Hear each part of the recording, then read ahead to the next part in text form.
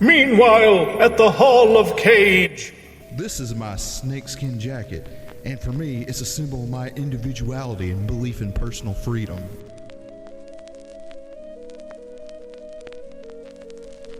Oh God, not the bees.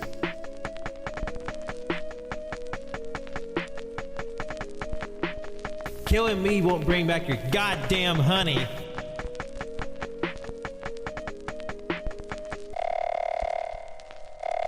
What do you think I'm gonna do? I'm gonna save the fucking day. How absurd. Why couldn't you put the bunny back in the box? How absurd. I'm gonna steal the Declaration of Independence. How absurd. How, in the name of Zeus's butthole, did you get out of your cell? How absurd. What's in the bag? A shark or something? How absurd. Well, I think you better pull the trigger, because I don't give a fuck. How absurd. I never disrobe before gunplay. How absurd. Happen in any form of, Batmaniverse media, that would have to be the one to do it, is the Harley Quinn show, right? Yeah, I mean, obviously you're not going to have Batman going down on somebody, like, for realsies on, like, a fucking Christian Bale, like, oh, hey, Anne Hathaway. It's not like all these alleged stories we've been hearing about Batman and Catwoman on the set of The Batman. Yeah, because, like, Robert Pattinson allegedly definitely fucked Catwoman in suit on top of the Batmobile. I mean, That's what's going around. It's all rumor and innuendo, folks. Let me just tell you. in her endo. God damn it! You son Oh of a my bitch. Jesus Christ! But Self high five. But yeah, like and it keeps going deeper. Like I'm hearing the director may have called him, and like the director, what was the director of the Batman again? Matt Reeves. Matt Reeves. Apparently, he is just fucking furious. It's like, no one fucks in the Batmobile except me. He is so mad at Pattinson. Apparently, they just don't like each other. He cucked him with the fucking Batmobile. And at this point, like, the rumor was Pattinson got COVID, had to shut everything down. It was his fault. Yeah, that did That was happen. the rumor. Somebody got it, and everyone was like, it's Edward. Because I remember, like, it shut down because of him, and then, like, there was a whole, like, stinky about him, not working out at home or whatever. And he, like, shot a bunch of pictures of himself, and it ended up on the cover of a magazine or whatever the fuck. Y'all remember that shit? I don't recall vaguely. that. It was like GQ or some shit. I don't know. Unless It's like him and his not washed hair for like 3 days, just greasy and manky. Like, oh, look at me. I'm just saying, unless it is black and white and about people guarding a lighthouse, I don't want to see Robert Pattinson do much of anything. I'm still interested to see if Pat is correct and that he thinks I will just absolutely hate that movie. I want you to like it. I want to like it too because the trailers, everything looks fun. The Lighthouse? Yeah. Honestly, I don't know. It's up in the air for you on how I feel because about it? I could see it's a larger possibility. I think. See, because here's the thing: like a lot of people, you have a very particular sort of taste in a lot of things. Yep. But I tend to think that you would like a lot of stuff that other people think you won't, because you're also really good at seeing the good in things. This is true. I do like a lot of things that a lot of people don't like. So same here. I don't know about The Lighthouse. You might think it's boring, but I don't think you're gonna hate it. It might not be for you, but I don't think you're just gonna be like, oh fuck this movie. Oh no, I am not for like goose murder. But that one shot, the only shot that I've seen that has been memed to hell and back with all kinds of songs put to it is just him just like bashing that fucking goose, just blood splatter everywhere in black and white. And I'm just like, God damn, I need to see this movie. Like, what happened to this goose murder his family?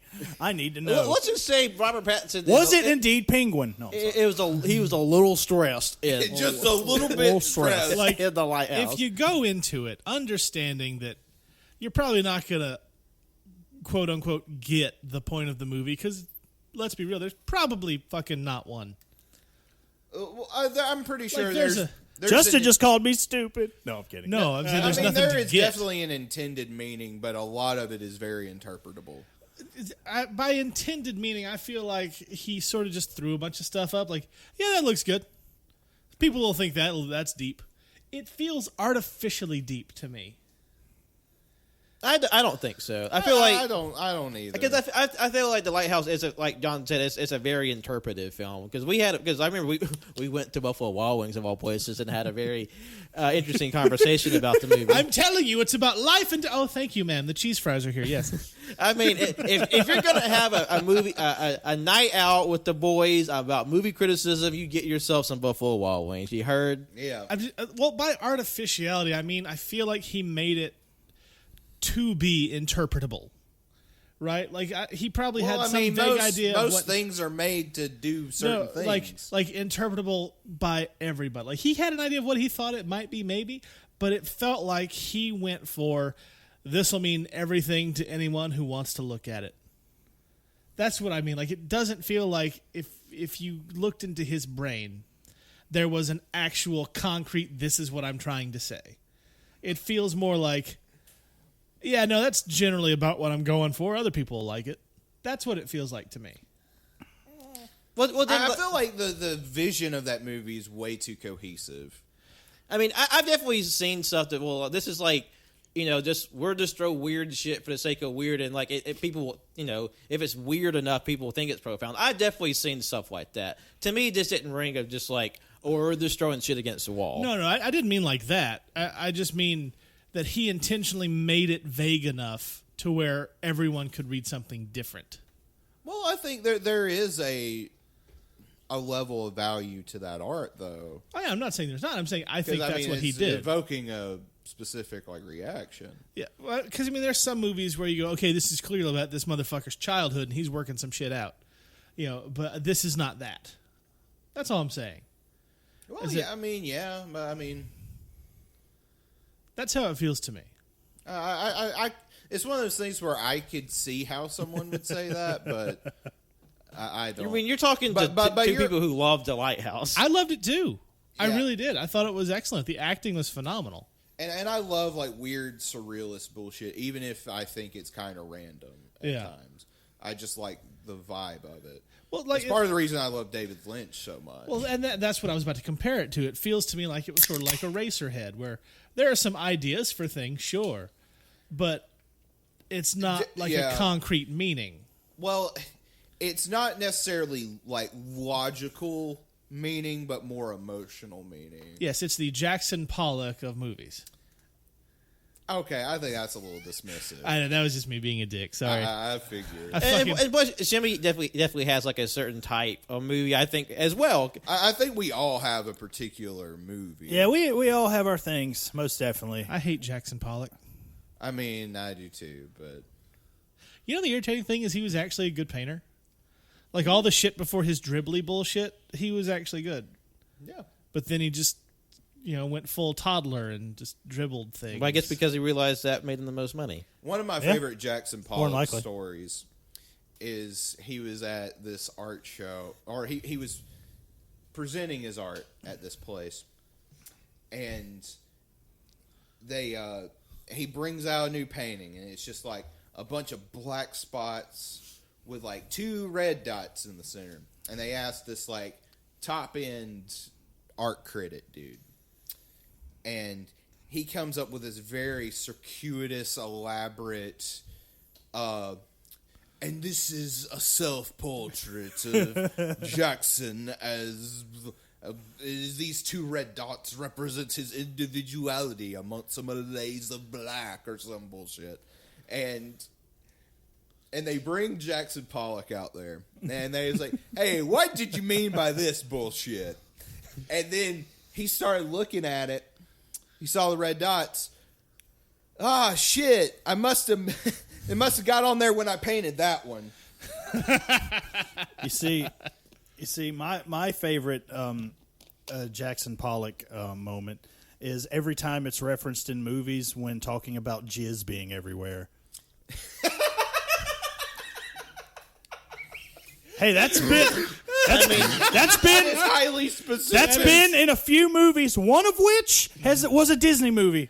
Yeah, it was Yeah. in the Need first I remind Guardians. you? Yeah, Guardians. No, he's right. Not to shit on Guardians. That is up there in my favorite It's a MCU good joke, movies. though. It's a solid joke. It is a solid joke. But yeah, me being, a fan of art, I just wanted to, chime in. Oh yes, you are. You definitely are a fan of the classics. There, I am. Regarding that cum joke, I remember a friend of mine. We were watching Guardians, and when the Jackson Pollock joke, the whole theater just laughed. It's like, "Ha, I get it. It's a cum joke." And he's just looking around like, "Oh, I think I missed something." Like he was left out. Oh no! I've been in so many situations like that, especially growing up, being a fucking nerdy kid, just being like, "What does this mean? I have no context. Oh my! Why do I feel othered right now?" Back when Superbad was in theaters, So 2009. I guess I'm not sure. That sounds about right. Jonathan. No, you would've no, been, it was what, 4 before or that. 5? Even Oh, fuck off! No, it had to have been before that. I was a freshman in high school. So, Cannon, Thank you very much. This was at least 2007. so it's about the 2008. time they invented the clapper, right? Yeah, 2008. Yeah, 2007, 2008 when the clapper was. Fuck y'all. 2001 is when the clapper Because was. I could have swore I remember the first time those commercials ever existing, but apparently I'm not. Wildly incorrect. No, Yes. But anyway, a group of us college Well, I kids. wouldn't said it if I didn't know it wasn't true. No, I was in a show choir in college. My first 2 years of college, we all decided to go to the movies. We all want to see Superbad.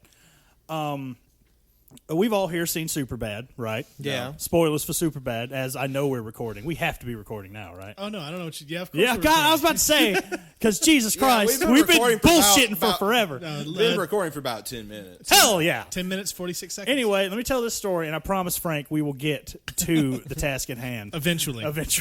Frank is just white knuckling his steering wheel right now. Fuck you, Frank. You're not the boss of us. All right, but you get to the scene in Breaking Bad where they start talking about Superbad. drawing Superbad. pictures of dick. You said Breaking Bad. Oh, I'm sorry, Superbad. Sorry. Well, we were talking about wait, I Breaking meant Benjamin Breaking before. Bad. What? Oh, wow, that's right. We were talking about Breaking Bad. Fuck. Sorry, y'all. No, No, super bad. You're talking about Breaking Benjamin. Yeah. Oh yeah, all everything with breaking in it. We're talking about it right now. Fucking WWE Breaking Ground. I'm breaking wind right now. Anyway, Superbad. yeah, Superbad In the theater. In the theater Show when they choir. were show choir. There was one girl there. Apparently, had been homeschooled her entire life. Didn't know shit about shit. Oh, I know. Fantastic. Started asking the part when he mentioned in the convenience store where he had to tape his boner up into his, and he almost blew a load to his belly button. I heard her ask her friend, "What's a boner?" And then they got to the part where he drew nothing but dicks, right? And they left to go see Spider-Man 3 after that part happened. It's just it's like, what's a boner? I was like, oh no, This isn't the movie for you, sweetheart. no, you might want to go see Because you're about in. Spider-Man 3. You're about in for some culture shock. Yeah. I worked with somebody like that at the movie theater when I was there. It was the same time as Sweeney Todd and the Great Debaters that were in theaters. Yeah. And we go in to clean the theater, and one of the girls there, I don't know if she was homeschooled or just not smart. I don't know. But they're in the Great Debaters, the Denzel Washington movie. There was a used condom on the ground. Oh, good. On the ground. On the ground in the theater, and she went to pick it up. Is that a balloon? Whoa! No. And 6 other people screamed, "No, don't touch it! Oh God!" As she's trying to blow it up. Thankfully, she stopped before she touched it, and then we ushered her out and continued to ush. That's disgusting. It was horrible, and I'm like, "What? What part? I don't get how this. I don't get how this movie is the one you pick." Well, I've never even heard of that movie. It's probably because there probably was a lot of people in there, so it's just perfect place to go to Bone Town. And it was on the front fucking row. Hey, I mean, The audacity. could you imagine? nobody goes to the front row of that movie. Could y'all imagine if y'all went to go see Cats, and then this young couple shows up in the back, and then just starts banging? That would have been the least weird part of Cats, I think. Or better yet, a couple came in fully prepared to bust nut, and they saw us all in there just God damn it, and they walk back out. Fuck! People actually want to watch this shit? God! Yeah, it was great. Sorry. I unabashedly love that movie for how terrible it is. You gave that movie 5 stars on Letterboxd, didn't I you? sure Wait, did. what movie? Cats. Oh, There was an All You Can Hear episode on it. Yeah. yeah, there was. I can't wait for... You were on that one, right? yeah, y'all recorded like immediately after y'all watched the movie, Yeah, right? what was that? It was just the 4 of us, wasn't it? Cody, It you, was me, Frank? and Frank. It was It was Pat. 5 of us, and me and Cody went. I think we went on Christmas Day, and so we go into the movie theater, and it's us and an elderly African American couple, and they were sitting through it like fucking troopers. So we come out of the fucking theater after it's over, whatever the fuck Cats is. Even the play is like, what the fuck? I own it on Amazon. What, the 98 recording of it? No, the new one. Oh, yeah. I bought the Hooper movie on Amazon. God. I Jimmy don't, also owns the bootleg butthole edition. like, I don't know how Tom Hooper conned his way into making people think he was good. But I mean, the Oscar probably helped. for, like, I will say, The King's Speech is a good movie. Yeah, but But it doesn't need to be nominated for anything. I mean, it was good on the strength of the performances, the direction. Like, let's be real. You could put Colin Firth and Jeffrey Rush in just in this fucking basement on a camera phone, and they'd probably still be nominated. Mm-hmm. So, you know. Colin Firth, why are you in my basement right now? Oh, hello! Let me tell you about Downton Abbey. I'm here to make a movie, I am. I'm here to make a movie. So I'm here to make a movie. What? I'm here to make it good. We haven't even... I got a question. What's the question? What does fixing to mean? I haven't You, seen... you know, Colin Firth. Like, I'm going to fix and do some. I'm fixing to do something. I'm fixing to go upside your head for asking dumbass questions. Yeah, you dumb bitch. God, just imagine like him Colin Firth. Like, just the planet's fucking aligned. And just listen to this bit. He's gonna be so mad. I would love if, like, somehow 4 dipshits from Alabama just are bullying the fuck out of Colin Firth. We accidentally give him like anxiety and shit. That would actually... I love Colin Firth. That would actually make me feel really bad. Same here. He's such a good actor. He is. He's always a delight. Like, he's what Hugh Grant tried to be. He had douchey vibe. Like, That's not- because he was not a just giant like douche. Well, like, not even like regular American douche, because that's like the devil I know. Yeah. But I'm talking like British douche, where they're like half the size, and they're just like really like condescending. The sort of British douche, the douche that's in a relationship with Elizabeth Hurley and still picks up a very average-looking hooker. He Yeah. did that. Hugh Grant did that. Got arrested for it. Yeah, he did. Yeah. He was really good in Love Actually, though. I love that movie. Cajun Greatness, take 2. Colin Firth was also in Love Actually. Damn it, it didn't work. Oh wow. You know what? Like rom-com, I unironically love. What's that? Crazy Stupid Love. You know, I've never seen that I one. haven't seen either of those. You know which one I love? What? Hope Floats. Never heard of it. It's Sandra Bullock and Harry Connick Jr., who's one of my favorite singers. And he's going to be in T-Town. Yeah. Is he? When? Yeah, soon. I forgot to tell you about that. Oh, God, I have to go to that. Let me. I mean, we could probably look it up after the show, but still. Or maybe I want to do it now. After Fine, the do show it that now. hasn't Do it now. started yet. Frank is just seething right This now. is the period. No, but so Harry Connick Jr. and Sandra Bullock, it's set in the South, and Harry Connick August Jr. 27th. Really? What day is that? It's a Friday. Friday. Jimmy's going to have himself Was a that? good Is that the Friday. amphitheater? Yeah, the It amphitheater. has to be, right? Fuck, I'm getting tickets to that. It's Like- actually going And- to be at Taco Mama. I'm more excited On for the that front than I am porch. for Mark Rib. How do you pronounce his last Riboulet. name? Apparently Riboulet. it's Ribier. I finally heard Ribier. him Okay. say the name himself, Ribier. and I believe he said Ribier. Fair enough. Now I'm excited to see him. Don't get me wrong, but I've loved Harry Connick Jr. since I was 10 years old. And that's fair, but I've loved Mark Ribier since about a year ago, and I am so excited for that show. Like, man, we're gonna be we stupid. have to think about it. Since he creates all the songs right off the cuff, we remember more of his songs than he does. I mean, Yeah. he might remember them pretty well, but I mean, You know. Well, and I imagine he's probably like when he goes in with like a chord progression or like a certain like rhythm beat in mind, and then just kind of as just sort of something to get started, and then I mean, he maybe builds not. from there. because I mean, I imagine some because some of them do feel a lot more improvised. I will say, I think, like, I know he, like, probably doesn't take requests, but I feel like some of his most watched videos on YouTube, more specifically the Flamingo song, maybe 10 out of somebody 10. shout that out and be like, hey, I know you've already done this before, but this is pretty much your free bird at this point. So my lighter is out. I'm ready to hear the Flamingo song, he would please. probably. He seems like the type that would start a brand new song called "I'm Not Gonna Sing the Flamingo Song." I'd be happy with that too. You see, because I still have plenty of time. I'm on the hunt for every piece of attire that has flamingos all over it. I mean, oh yeah, we're all gonna be Like, decked out. if I can get a shit. flamingo tuxedo for a fair price, Okay, well, yeah, I will roll in that bitch with the a flamingo second half tuxedo. of that seems a lot harder than the Yeah, first. like the first half, that's totally doable, but the second half is where it got squiffy. Yeah. Anyway, Anywho, What were we talking about? well, I was about to Or say. what were we not talking about? I was about to say, welcome to Hope Floats.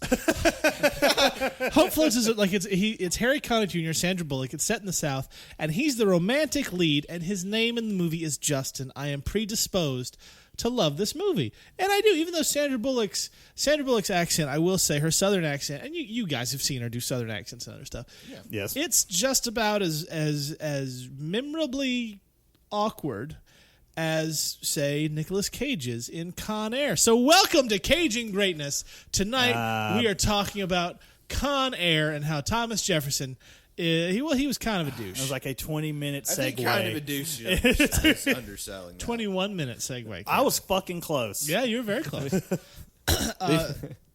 So now Frank can finally let go of the steering wheel and breathe because Oh, God. Thank Jesus. we've made it into Oh, the as the show. blood Hey, man. as the blood returns to his fingertips. Made it into the show proper. I've been waiting for him the whole time to do Con Air, and now it's time. I'm happy. Why? No, why are they? They're still not talking about it. Why is Justin laughing? Oh God! Now Jonathan's laughing. Patrick, why is everybody laughing right now? Jesus! All I want to do is hear commentary on the Nicolas Cage film Con Air, and these dipshits can't even form a complete sentence without just bursting into fucking laughter. I mean, Jesus Christ. What's even the point anymore? You know what, Justin? I'm sorry. I can't even come to the shop anymore.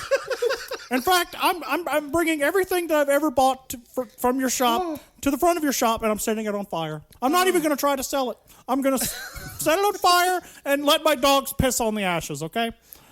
But don't let anybody in the store, or my dog will flip his shit. I'm sorry, Frank. I love you so much. To be fair, they just started laughing for some reason. I don't know what happened. Everything just went white. I don't know what just You're happened. just going to start finding envelopes full of dog shit in your mailbox. We got plenty of that in our backyard. We don't need more of it, I swear. But these are gonna be like Farkle turds. Man, the dogs we already have shit like human beings. It's You've true. seen it happen. They do. They do. Like fucking Darwin takes man shit. All right. Oh, God. So, we watched Con Air. Yes, we fucking did. Because this is our second week in a row where we're doing an actual Cage movie. Yeah. We Is this are a new record? No, No, we've done it in multiple. I think our record's 3. I think. Well, we got to Well, break it. we're gonna have a hat trick for next week. Yeah. Yeah. Well, the only thing is, there's one coming up soon. I don't know if is it next week. Yeah, it's next week's. That's kind of in the middle there, but I think it'll still count. I think so too.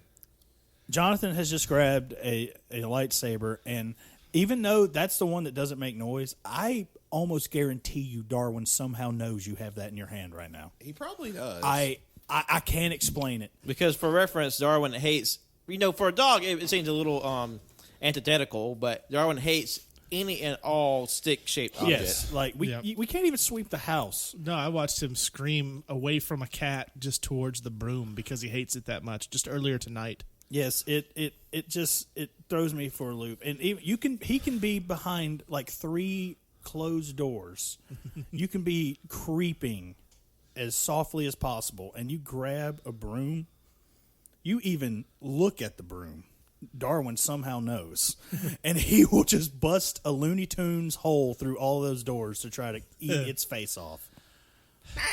Speaking of face off, that's coming up soon. That is coming up soon. So, Con Air. Yes, Con fucking Air. All right, no more pussyfooting around. Let's go. Do our normal thing. We got to do what the people Yeah, want. well, speaking of pussy, the following Batman eat pussy: Adam West, Michael Keaton, George Clooney, and Ben Affleck, and Robert Pattinson, more than likely.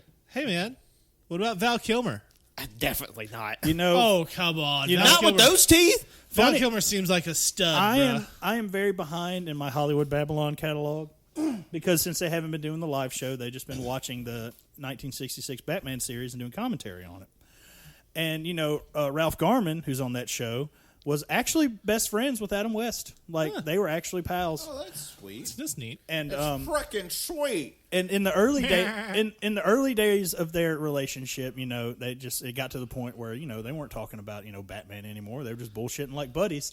And he finally got the courage to ask Adam West. He was like, "Hey, how much fucking poon did you swing back in your day?" He was like, "Oh, a gentleman never tells." He's like, "Oh, come on, fuck that, man. We're friends. You can tell me." And it's like, just give me a number. Come on, just let me know something. And again, it might not be word for word, but it was something along the lines of, "Well, Batman is always willing to do what's necessary for the citizens of Gotham." Trying to say, Adam West got hella laid as Batman. Adam West fucks? Confirmed red circle arrow. Ralph Garman told the story better than me. I'm sorry. Ralph Garman Jonathan and I both know that Ben Affleck eats pussy. Oh, yeah, he does. He eats pussy 20 minutes into Gone Girl. I guess DJ... like a fucking champ. He's going to compete in the Olympics for that race. Everybody, hello and welcome to ESPN, where we have the Conolingus contest. That would be on ESPN 8, the Ocho. Yeah, just and this is Fire Tongue Lick Splicker. So Con Air. Fucking Russia or somewhere. Con Air is the movie we watched. I need to preface this by saying I'm very excited about this episode. I've been wanting to talk about this movie for a long time. That being said, when we get to 30 it, minutes it's now. going to be fun. Oh, come on, guys. So they're still not fucking talking about the movie. I mean, what the fuck? They're still not discussing the film. Jesus titty fucking Christ. On a cracker. On Wednesday. Where some people go to church for some reason. Oh, God. Okay. I fucking hate cheesecake. Why aren't they talking about the movie? Con Air. Con Air. So, Jonathan, we're going to do the thing that we usually do, where you're going to tell us what your review is and the stars that you gave the movie on the Letterboxd app. So, this is one of my guilty pleasures. I really like this movie, though I have not seen it since I was a kid, but I remember enjoying the fuck out of it then. And I'd say that a lot of it doesn't hold up in the way it means to, but I still have fun. 4 stars. Nice. I fucking dig it. If you had to guess, how old would you say you were when you first saw this movie? When I first saw it, Rough estimate, yeah. It was probably like, I saw probably parts of it when I was like 5 when it was on TV. Okay. That's fair. Definitely wasn't when it came out. Oh, yeah. No, you weren't born yet. Patrick. Bullshit, I was. I was a whole 3 years old. That's right, John. Call him a boomer. Call him a fucking boomer. Do it. Don't make me do it. He's going to call you a boomer. He called us boomers last time. I know, but I'd rather call you a boomer. See, he's riling me up to charge my Death Star laser. Besides, it's wrong on both accounts. Like, it can't happen. That's not how years work. Patrick. Hey, Pat. Oh! I've done that twice now. Now it's 3 times. How's Pat, though? Once, twice, 3 times a cannon. Yes. Ballsy. Once bitten, twice shy, babe. Patrick. Yes. It got burnt. What did you think of Con Air? Oh, Con Air. Well, I had myself a great time. It is silly and it's funny. I will say I was surprised how like chill a lot of the movie is, but there's still a lot of like silly goofiness in there, and I really enjoyed myself. 4 stars. Nice. Heart. Cannon, I'm going to go ahead and go because, as you said, it's like I want you to have the last word on the reviews because you don't have to do that thing. I love this movie because I love good things.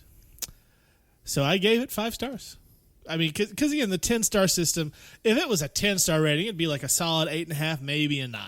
But as it is, the 5-star system, even with the halves that I hate so much, 5 stars, because it's close enough at that point. But yeah, no, this is instantly quotable. I have a picture of winking Nick Cage framed at the shop, along with several other pictures of Nick Cage. Anyway, yeah, that's my thing. 5 stars. Cannon?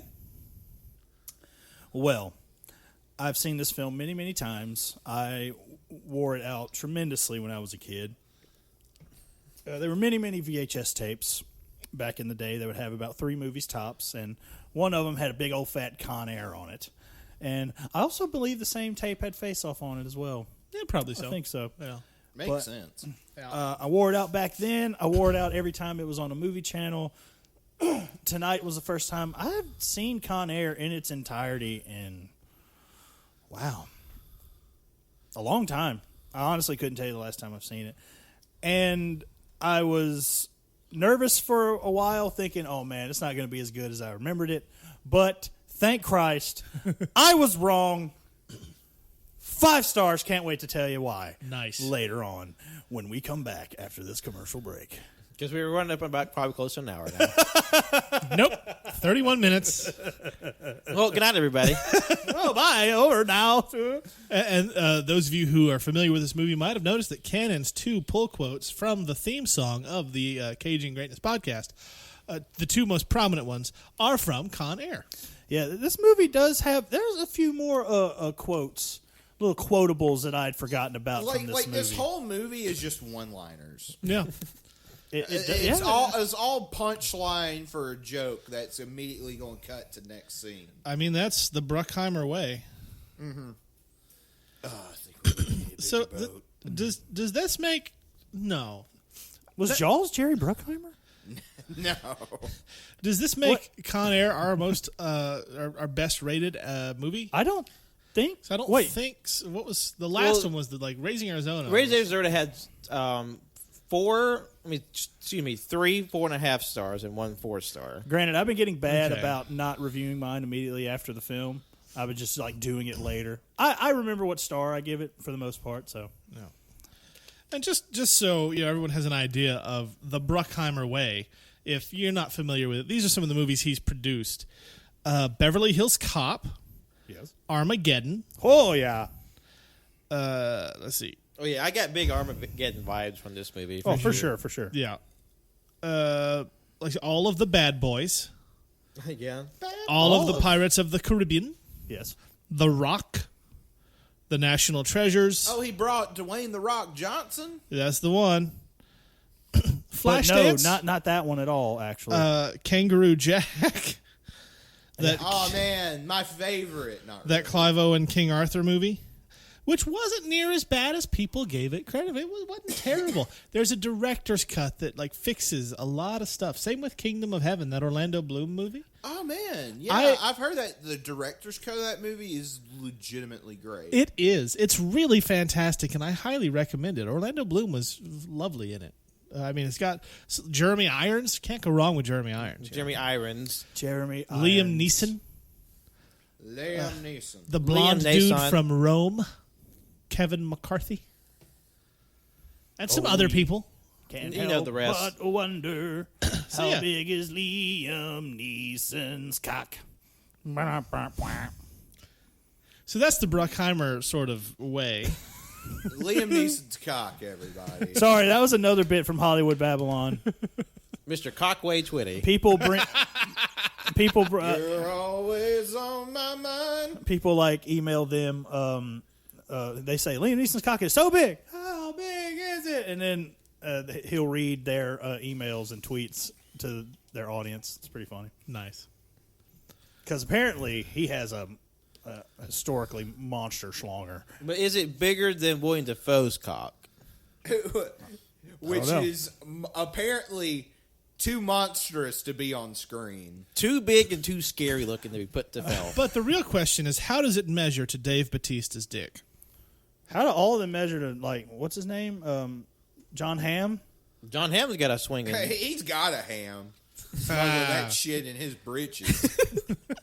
He had to have his pants specially tailored so people can't make out the outline of his massive cock. This is God. This is why my mom is definitely not going to listen to this episode. Funny story, y'all. Yeah, what did your mom think? So my mom decided to give us a go on last week's episode. Oh no! And you remember how we started that episode off? Where I was talking about gorilla grip pussy. That's right? the one. Yep. That was the one that my mom started and ended before she even got 10 minutes in. I am so sorry. No. Don't apologize.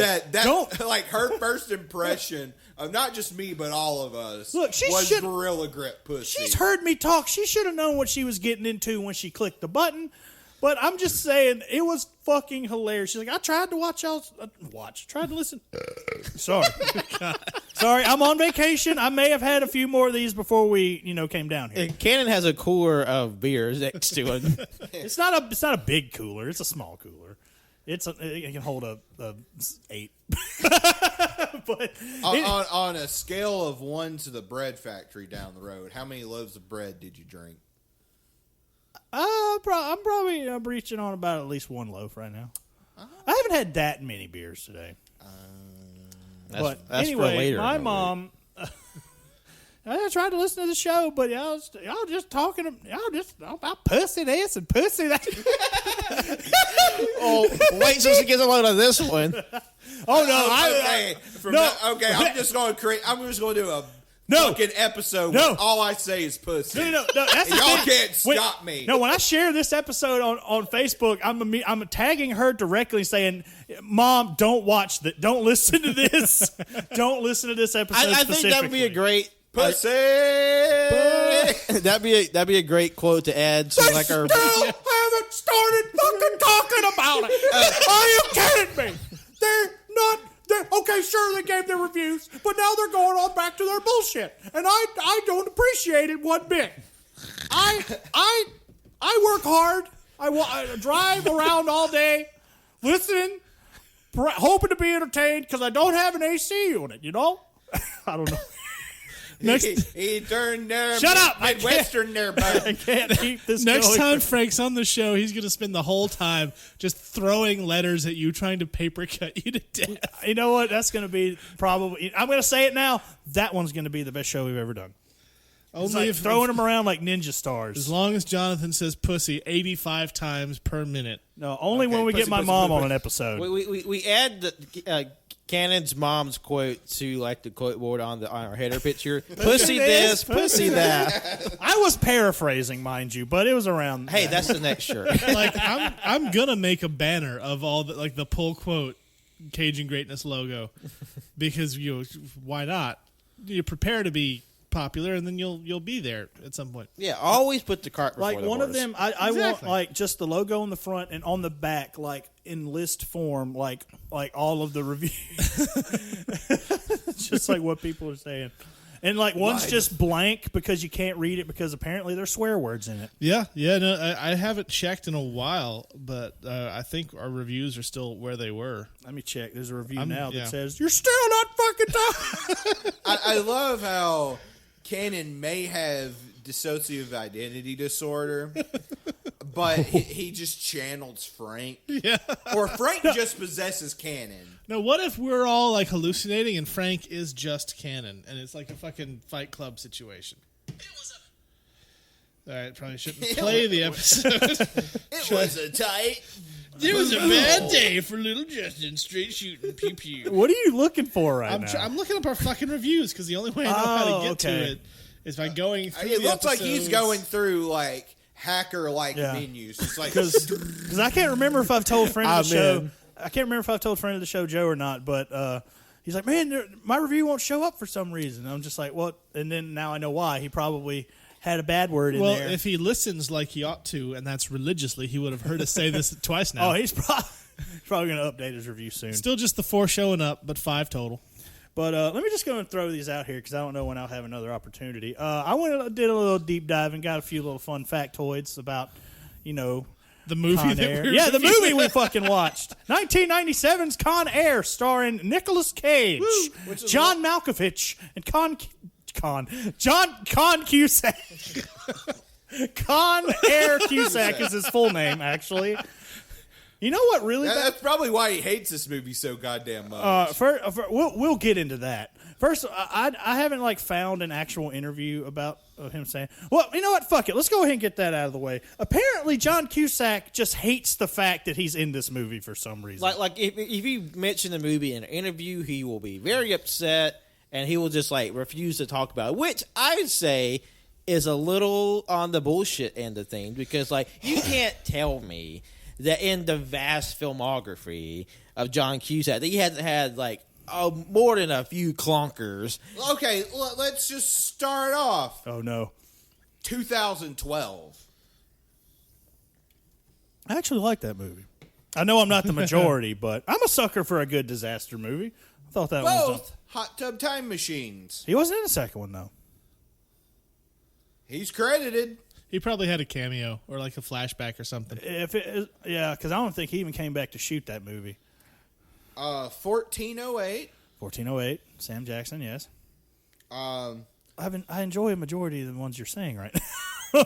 The Frozen Ground. I will say he's done a lot of straight to DVD shit here lately. Yeah, there's this one. It looks like it was made for TV called The Frozen Ground, and it stars Nicolas Cage. Wait a minute. Does that mean? Wait, I know a few weeks ago when we asked each other what our. Singularity, John Cusack. Wait, what? I did find the quote where he's talking about Con Air. Let's hear it. Oh, whoa. Okay, so legend says he refused to discuss it forever, but in this interview with The Guardian, they quote a previous interview where he said, get my name above the title, my face on a billboard. I use those kinds of films to get leverage. You wouldn't think Con Air had anything to do with Max, which is one of the characters he was doing for something else. But in my career, it does. It's doing Con Air or doing romantic comedies that makes Max possible. The bad stuff, you just try to make as good as you can. Okay, do you want to hear the plot of Max? Do y'all know what that movie is? Wait, Nope. so he's referring to a character that he's played in the movie that he's doing the interview about. Which this would probably be early 2000s. Yeah, this was There's a 2007 movie when this called article. Max. Which, Okay. by the way, is the plot is synopsis. Hey, I was about to read it. I'm sorry. I'm pulling a cannon and preempting your bit. Anyway, it's about a young Adolf Hitler I'm sorry, what? who strikes up a friendship with a Jewish art dealer. I'm sorry, what? Yeah, But Con Air is the problem. Yeah, but apparently Con Air is When did this movie come out? 2002. And by the way, 2002. Max has a 2.9 Letterboxd average, where Con Air is sitting high and mighty at a 3.3. That's like 2 years after he did one of my favorite movies of all fucking time, High Fidelity. Yeah. So go fuck yourself, John Cusack. Your sister's much better than you are. Also, isn't it weird that his sister's not in this movie? I thought it was in his contract that his sister has to be in every fucking movie he's in. No, she's in a lot of stuff that he's not. Just look at School of Rock. And the Addams Family. No, I mean, like, I thought it was, like, in his contract that she has to be in everything he's in. That might have been early on. Because, goddamn, they were in a lot of movies together. Oh, sure. Well, let's let the Gyllenhaal siblings. They were in a lot of Were movies they in a together. lot of shit together? Early on. Besides that fucking dumpster fire Donnie goddamn Darko. I was about to say your favorite movie, Donnie Darko. Yeah, fuck that Gross. movie. That movie's Gross. doo-doo garbage. It wasn't that bad. It's fucking atrocious. We're not talking about that movie the right original now, Justin. cut I enjoyed. Oh, The director's we cut have to was watch bad. the Snyder cut of fucking Donnie Darko. No, the Snyder That's cut's when we'll bring it back to The prominence. Snyder cut's the bad one for Donnie Darko.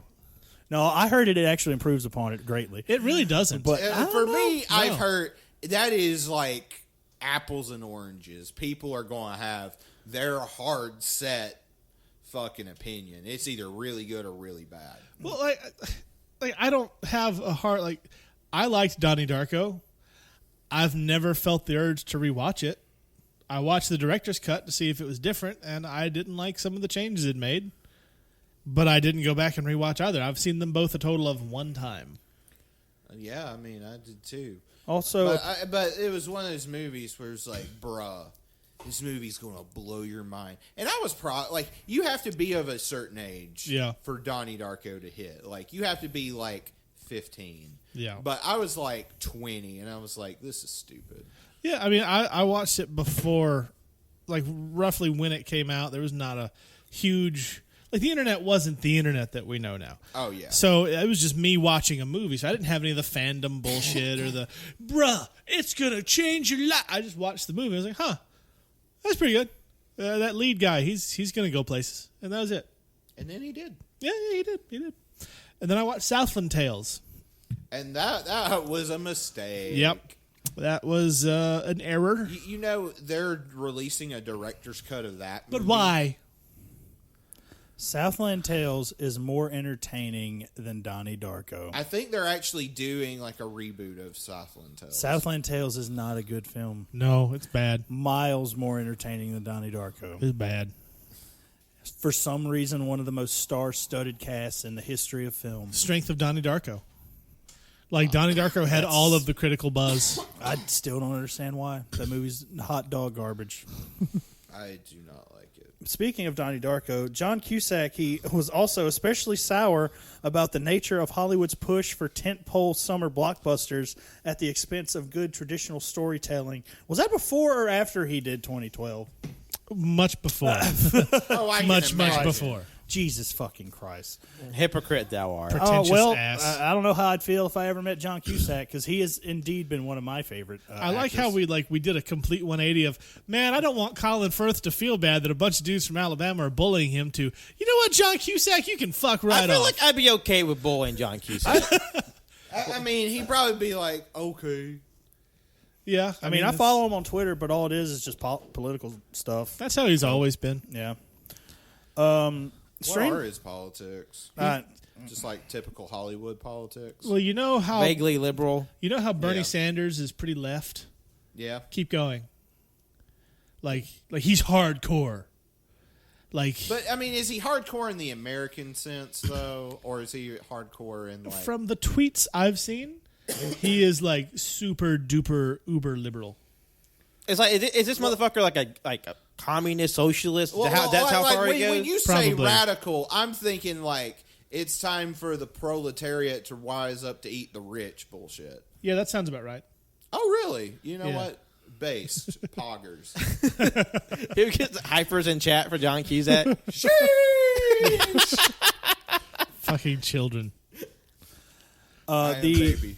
The writer of this film, Scott Rosenberg, which also I felt kind of interesting. He also wrote the screenplays for High Fidelity, Gone in 60 Seconds, Kangaroo Jack, Jumanji: Welcome to the Jungle, Venom, and wrote Jumanji: The Next Level. Has acted as executive producer on several television shows. Funny enough, including the High Fidelity television show, which I still need to check out, even though it's already canceled, which I guess is okay, so I just watch it and get it out of my life. I wish the American Gods show didn't have all its bullshit. Because that book is really good. Oh, I did have some fun facts, too. Sure. Let's hear these fun facts. I like them. They're fun. These are some fun facts. If you don't think they're fun, well... Woo! If you have the fact that I have, I'm going to be very upset. Because I got a doozy. I have some facts. Let's see. Like, the director, Simon West, also directed Never Gonna Give You Up. Fuck! Well, so long. Bye, Cannon. Leave it now, bye! Fuck! I hate this show. Like the music video? Yeah, the Hell Rickroll. yeah! We're no strangers to love. Damn, he is doing the preemptive bit. That's mine. Let's see if you have these. Other fun facts include that the movie was dedicated to Phil Swartz, who died in the making of the film. Yep, had that because as well. when he was a special effects specialist that was killed when a plane fell on top of him. I mean, there were a lot of planes just falling. Yeah, on the set of this movie? Yeah. That fucking sucks. Every time a plane fell in this film, I was just like, "Oh my god, was that it?" Which one was the one that killed the special effects guy? A good bit I learned Talk that shit, get plain. that Jason Isaacs was auditioned for Cyrus the Virus, and during his audition, he was going to have it's a scene where Cyrus has a gun pointed at somebody. He was just going to use a pencil. But a camera assistant's like, "Hey, man, I got a gun you can use." So he pulls out a real gun from out of his waistband and hands it to Jason Isaac. And he's like, "Okay." Then immediately starts screaming, "Oh, my God, he's got a gun." And then director Simon West turns around, freaks the fuck out because, one, Jason Isaac was handed a real-ass gun. And two, he'd been working with that camera assistant for weeks and didn't know that he had a gun on him the entire time. Huh. That was a lot. Yeah, I definitely didn't have that fact. No, I did not. Oh, yeah, that would freak me out too. Well, there's a lot to unpack there. Just like I'm unpacking this plate of buffalo chili fries.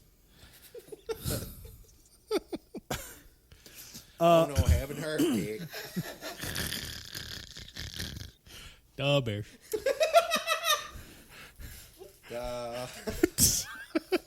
No, I think I'm the one who's getting frustrated this episode. God. I'm pretty sure it's me. Only slightly. Only slightly. Well, So that's you are making up Frank. That's your other personality, which is just Frank. We're still fucking. Hey, we're talking about fun facts, Frank. Get off her dick. According to Screen Rant, a few fans know that the end scene where the plane crashes into the casino was actually real. The owners of the Sands Hotel were persuaded by the filmmakers to postpone its demolition in 1996 by just a few weeks in order to coincide with filming. When the day came, the team had only one opportunity to get the shot, and the fates seemed to be in alignment. The crash worked without a hitch, and the Sands Hotel owners had a nice little story to tell their grandchildren. I actually knew that. I didn't know that one. All the people... You want to see the fucking list of people that were considered to play Cyrus the Virus? It is a Sure, I mean, murderer's row of just like we crazy could see actors. it, but I think it would be including more fun one that's very close to if our you hearts. said it out loud. So that Oh, everyone yeah. I'm listening could never hear it, going to say it there, bud. Uh-huh. Gary Oldman was the first choice. I could see that, yes. Yeah. Especially after The Professional. Was The Professional before this? Yes, that was Yeah. 94. Right, yeah, no, that totally I still would haven't worked. seen that one either. It's really good, mostly. There's some squiffy bits. But along with this Gary Oldman, they also wanted to go with Kevin Bacon, Alec Baldwin, George Clooney, Robert De Niro, Michael Douglas, Richard Dreyfuss, James Gandolfini, Ed Harris, Rutger Hauer, William Hurt, Michael Keaton, Michael Madsen, Jack Nicholson, Sean Penn, Ron Perlman, Tim Robbins, Tom Sizemore, John Travolta, Peter Weller, and Bruce Willis were all also considered to play Cyrus the Virus. There's like 4 or 5 of those that are just sort of what the fuck. Yeah, there are a lot of those that are what the fuck. That was like every male actor in Hollywood. Did you say George Clooney? I did, yes. But why? I don't know. Well, I mean, I'm just going by From Dusk Till Wikipedia Dawn facts came here. out in 96. Yeah, but he's not going to, like... I mean, I get that, but I would have figured he would be considered for one of the other parts, not fucking Cyrus. That'd be interesting, especially him kind of like, you know, That might at be the that reason he point, turned it down. burgeoning into his like his movie career. Like, there are some of these actors that you just can't see them turning off their natural charisma. You know, like The Rock has a hard time doing that shit. He did it in Faster, which I actually enjoyed that movie. If you haven't seen it, it's not bad. I think I've seen that movie. It wasn't bad at all. But Didn't like, he have to like help his brother get out of jail or well, something? he and his brother were doing a bank robbery. His brother died. And he went yeah. to jail because he was the driver, and he gets out of jail, and he goes after all the people that got his brother killed. And then there's also an assassin coming after him. Well, one thing I do think is interesting about, you know, Gary Oldman was thought for a moment to be for that role of Cyrus the Virus, that he was the bad guy in Air Force One, which was a similar movie Yeah, that was the same year, right? Get off it was a dueling movie. So like it was like, oh, you know how oftentimes there'll be like a movie, and then later on that year, as a movie is a very similar premise. Olympus has fallen and White House down. Volcano, Dante's Peak, The Illusionist, and The Prestige.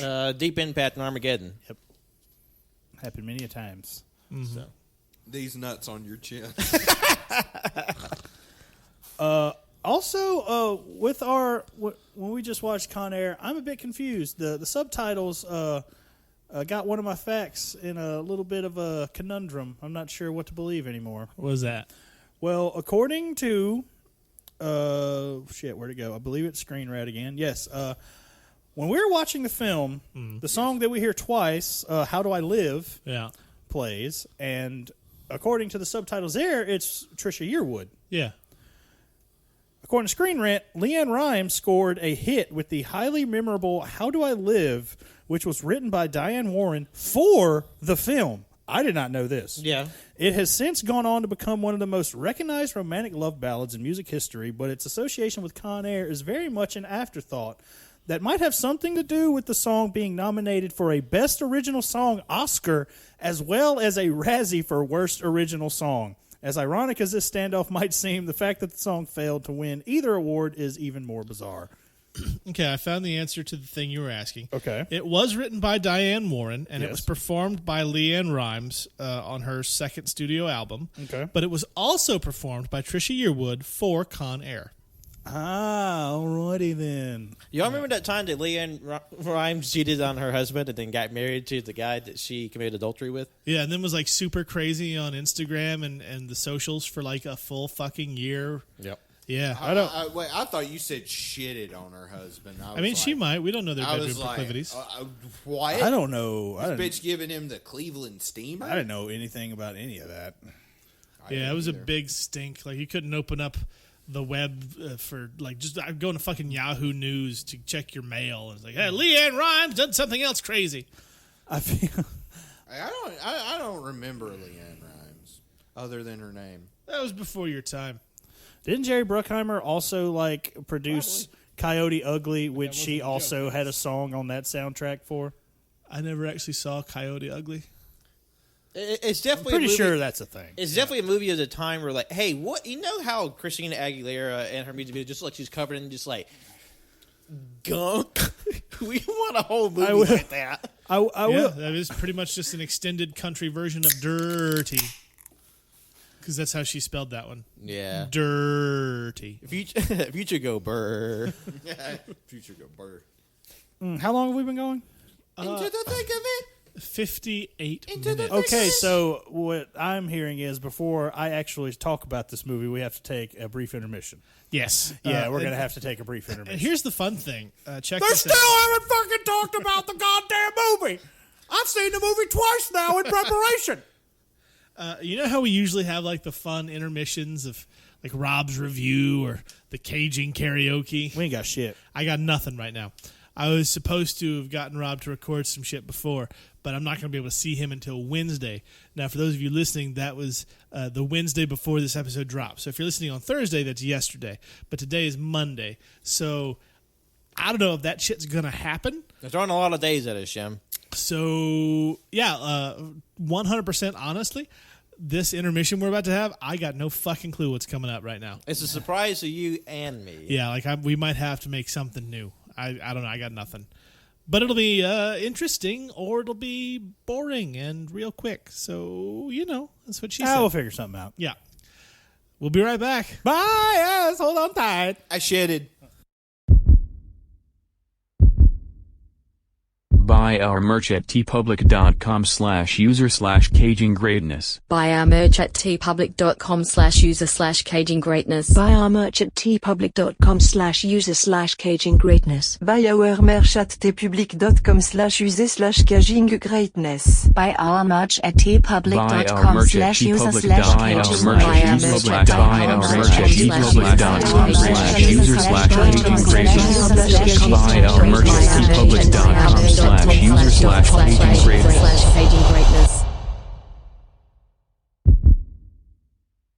The Dirt from Netflix.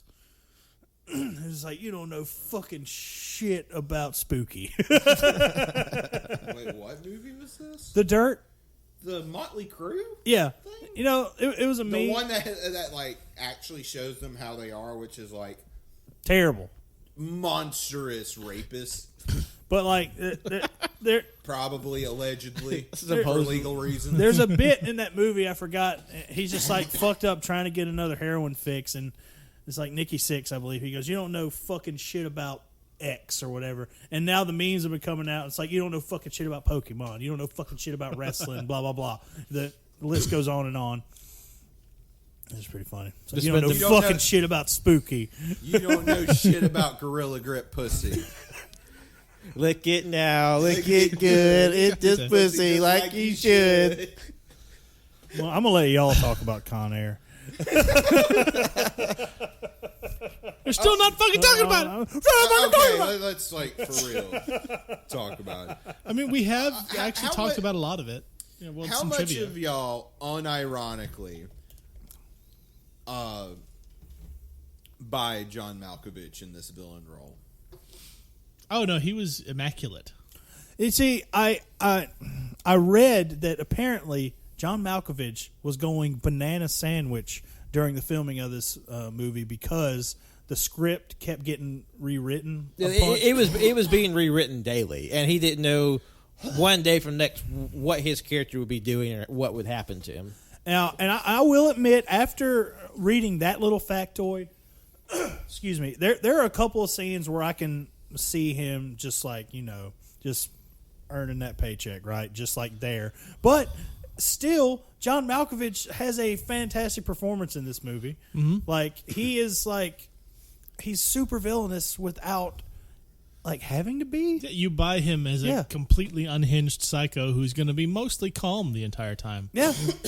Until he screams. Right. And that's where that's why I bring this up, because it's almost like his balls like go back up inside, and he's just like, "Oh!" At what point in this movie did he scream? I don't know. Well, I know at the end he probably did, but yeah.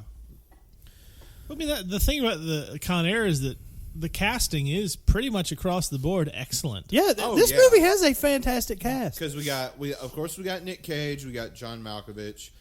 Besides being annoying about not liking this movie, John Cusack. Danny Trejo, very young Dave Chappelle, very young Steve Buscemi. Yeah, it's funny to hear you say young Steve Buscemi. Yeah, it's like those pictures of young Christopher Walken from those movies from the late 70s and early 80s. Like Christopher Walken in like Dead Zone doesn't really look that young. He looks younger in this movie than he did in Reservoir Dogs, which was before this. Yeah, it's weird. It's fucking weird. Yeah. And then 2 years later, he's a young heartthrob in Armageddon. Hell yeah. Yeah, oh my God, he was in Armageddon. As far as I'm concerned, it's the same character. Look at young Christopher Walken. Look at him. I bet it's terrifying. I don't know if I want to look at it. A little uncanny. Yeah. Huh. Yeah. Young Christopher Walken. Why are we looking at Looks young like his Christopher name Walken? would be Tyler. Because that's how it feels to see Steve Buscemi in this movie after years of watching him scream things in Adam Sandler films. You think he looks like a young Christopher Walken? No, I'm saying like this. It's just as weird seeing Steve Buscemi without all the wrinkles and the age. And the thing is like I'm not used to him being that. Like I'm just most known for his most acclaimed movies, like with Tarantino and the Coen brothers and shit. Yeah. I mean, he probably like got all those like wrinkles and shit from like being in the fucking Adam Sandler vampire machine his entire career.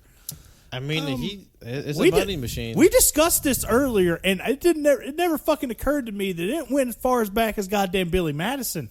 Yeah. He was in that movie too. He was. So he has been in and out of Sandler films for literal decades. I would. So just real quick, completely separate issue, but I'm befuddled. So when I Googled young Christopher Walken, I'm gonna show you guys just what came up, and you tell me what's out of place. Is that Dave Foley? No, the bottom left, that's young Christopher Walken. Yeah, I'm that's talking also- about top right. Top right. That's like ScarJo. That is Scarlett Johansson. Yeah. But it also looks like Dave Foley, weirdly enough. Look at it. It does look a little like Dave Foley, but for some reason when you Google why did they Google morph them Christopher together? Walken, young Christopher Walken, Scarlett Johansson is like the second hit. It's from a tweet that probably went viral. Probably. But yeah, because when you have it side by side, there is some resemblance, especially like in the nose and lips area of ScarJo and young Christopher Walken. I feel like I can almost guarantee you, like we're talking about the casts of this film, that maybe like a good % of the like old man authority figures that are in this movie were probably in like other affairs, like like say in Armageddon or what have you. Like I feel like you see the same group of people as background noise in a lot of these movies. Yeah, they're called character actors. Yes. Yeah. I mean, we kind of flipped our wig when Nicolas Cage's lawyer was the bad guy in the first season of The Shield. Yeah. Yeah, he's his superpower apparently was to individually gentrify a neighborhood. Yeah, like literal. He is in this movie for like, oh my god, like it's not even a minute, I believe. Like it's about 45 seconds. Yeah, if that actually. Yeah, but yeah. I mean, he's been in other things. He's also in like A Time to Kill. Well, this might have been one of his first major things. It's like how one of Tim Blake Nelson's first major movie roles was 20 seconds on screen in Heavyweights, that Ben Stiller movie, or how a comedian Eddie Griffin, one of his first major movie moments, was in that John Turturro film Brain Donors that I love so much. He plays a mailman with one line, but you can still immediately tell it's Eddie Griffin. He also had like a tiny part in Armageddon. He's in the very beginning of that movie. Yeah. You remember that? It's a funny moment in that movie. Someone dial 911. Somebody dial 911 because it's Con Air. Welcome to Con Air.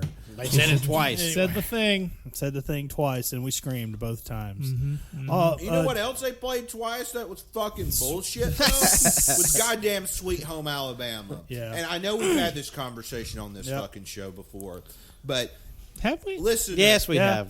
Listeners, remember this show is dedicated to pissing off all that Lynyrd Skynyrd fans. Yeah, that was one of our earliest. That's one of the earliest bits, Shim. How do you not know? God. Because we didn't run it into the ground for 8 more shows. I'm sorry. See, that's what I'm saying. We're like bringing it back, man. Sometimes you got to bring stuff back. It's called nostalgia. I just for a thing 4 months ago. Exactly. I mean, at this point in internet culture, that is nostalgic. I mean, you're not wrong. What was I talking about? Lynyrd Skynyrd. Sweet Home Alabama. Oh, Sweet Home Alabama. Fuck that song. It's racist as shit. No one ever talks about it. Like, that plays twice. How Can I Live plays twice. Yeah. When does it play? I only heard it. It plays at the very beginning, at the very end. Dancing. Oh. And then when they met in Las Vegas, because, like, why are they in Las Vegas right now? Because that's where Nicolas Cage is. As much as I love this movie, there's a lot about it that makes no fucking sense. But it's still great. It's like still the great. fact that Nicolas Cage's character goes to jail for defending himself Yeah. outside of a bar in fucking Alabama In as a Alabama. vet. Yeah. Not just a vet like an army ranger. Basically shoves this dude's nose into his brain, killing him instantly, and then gets sent. He's like, because you're in the military, you are a lethal weapon, therefore, blah, blah, blah, you get 7 to 10 years. Even though the dude came at him with a switchblade. Yeah. Three dudes deep. They saying came at him 3 dudes deep, there is and he was no- defending himself. Not a single fucking jury in this state today, Yeah. let alone in 1997, that would even. There's not a prosecutor that would even consider doing it. There's not a cop that would even bat an eye at this bullshit. Like, I shit you not, I got serious, like, mad vibe. That scene got a little too close to home, strangely enough. There was a guy, I was playing a show, there was this guy at the bar, he was being a drunken idiot the whole fucking night, right? The whole goddamn night. And then I had family there. My 2 cousins were there with their girlfriends. And this dude was just like being a little too touchy-feely. And I'm going up to the owner and I'm telling him, I don't know what's up with this guy, but he needs to chill the fuck out or leave. Because if he doesn't, I don't think it's going to be pretty. And then, like, all of a sudden, my band's playing Enter Sandman on stage. And I shit you not, right when I get to the part where I'm like, hush, it's like, now I lay me down to sleep. Yeah. This dude fucks up again, and my cousin rocks his shit. Just boop, done on the ground. Like just out cold.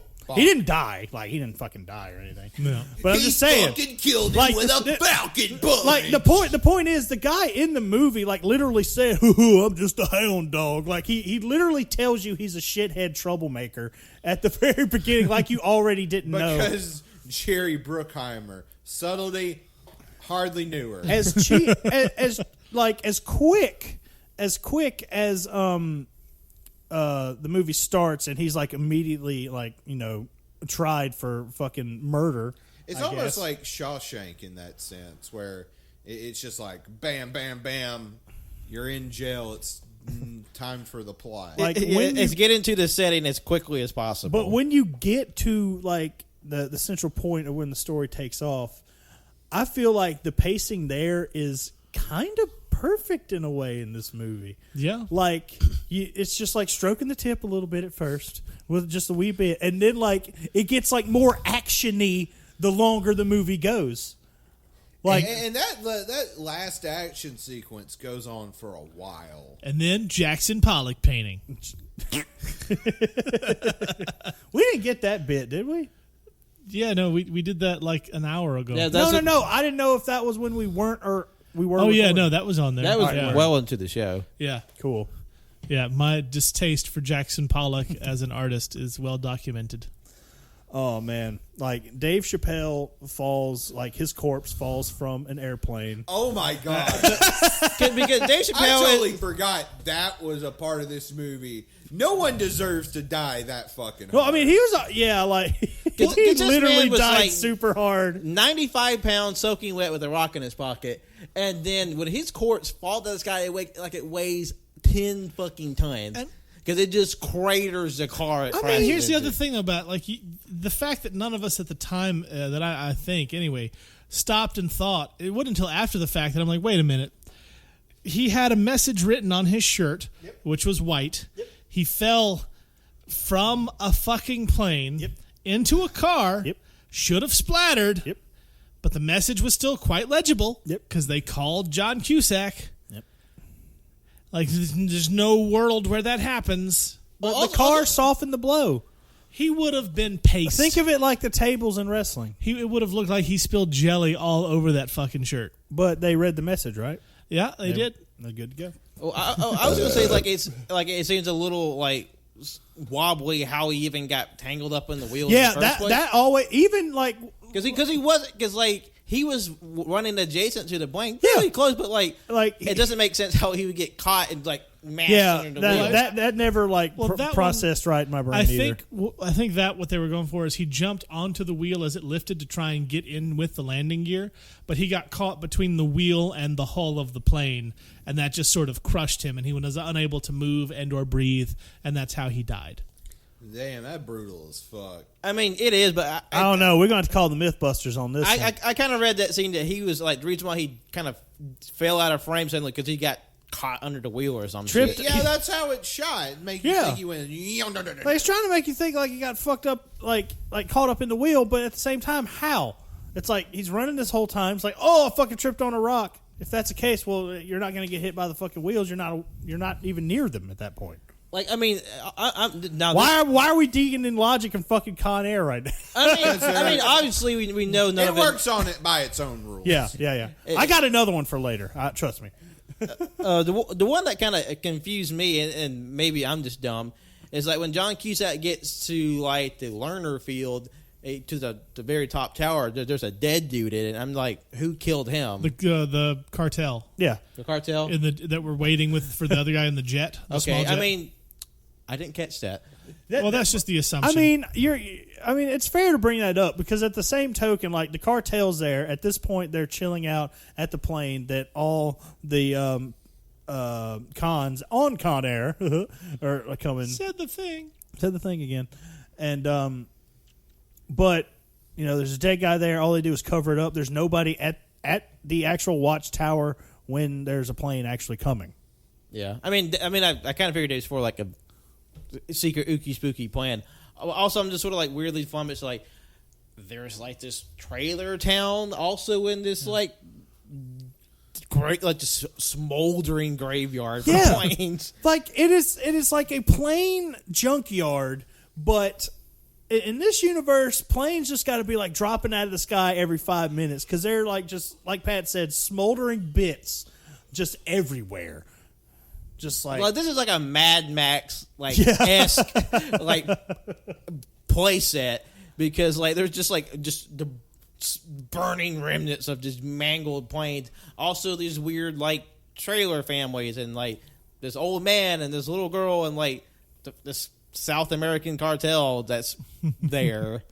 I mean, like obviously, I'm not picking apart this story. I'm just sort of making these observations. Yeah, never really understood. Like, I mean, I guess I can. Like, in the end... It doesn't even matter. I guess it doesn't even matter. Dun, dun, dun, dun, dun, dun, it's like, shit, we haven't even talked about how we got to this point in the movie. It's fine. I mean, I feel like if you're going to click on an episode, you're not going to click on Con Air unless you've seen Con Air. I know, but what if someone who hasn't seen Con Air wants, just for shits and gigs, wants to hear what happens in the movie? Then they could probably go watch it. They can just watch the movie. We've actually had several people who wait to watch or to listen to our episodes until they've seen the movie in question. I mean, that's a way to watch a movie, I suppose. Yeah. Well, for some reason, there's a handful of people who like to listen to us for our banter as opposed to our... God bless all of you. Our movie criticism. God bless us, everyone. Also... What? Wait, hold on.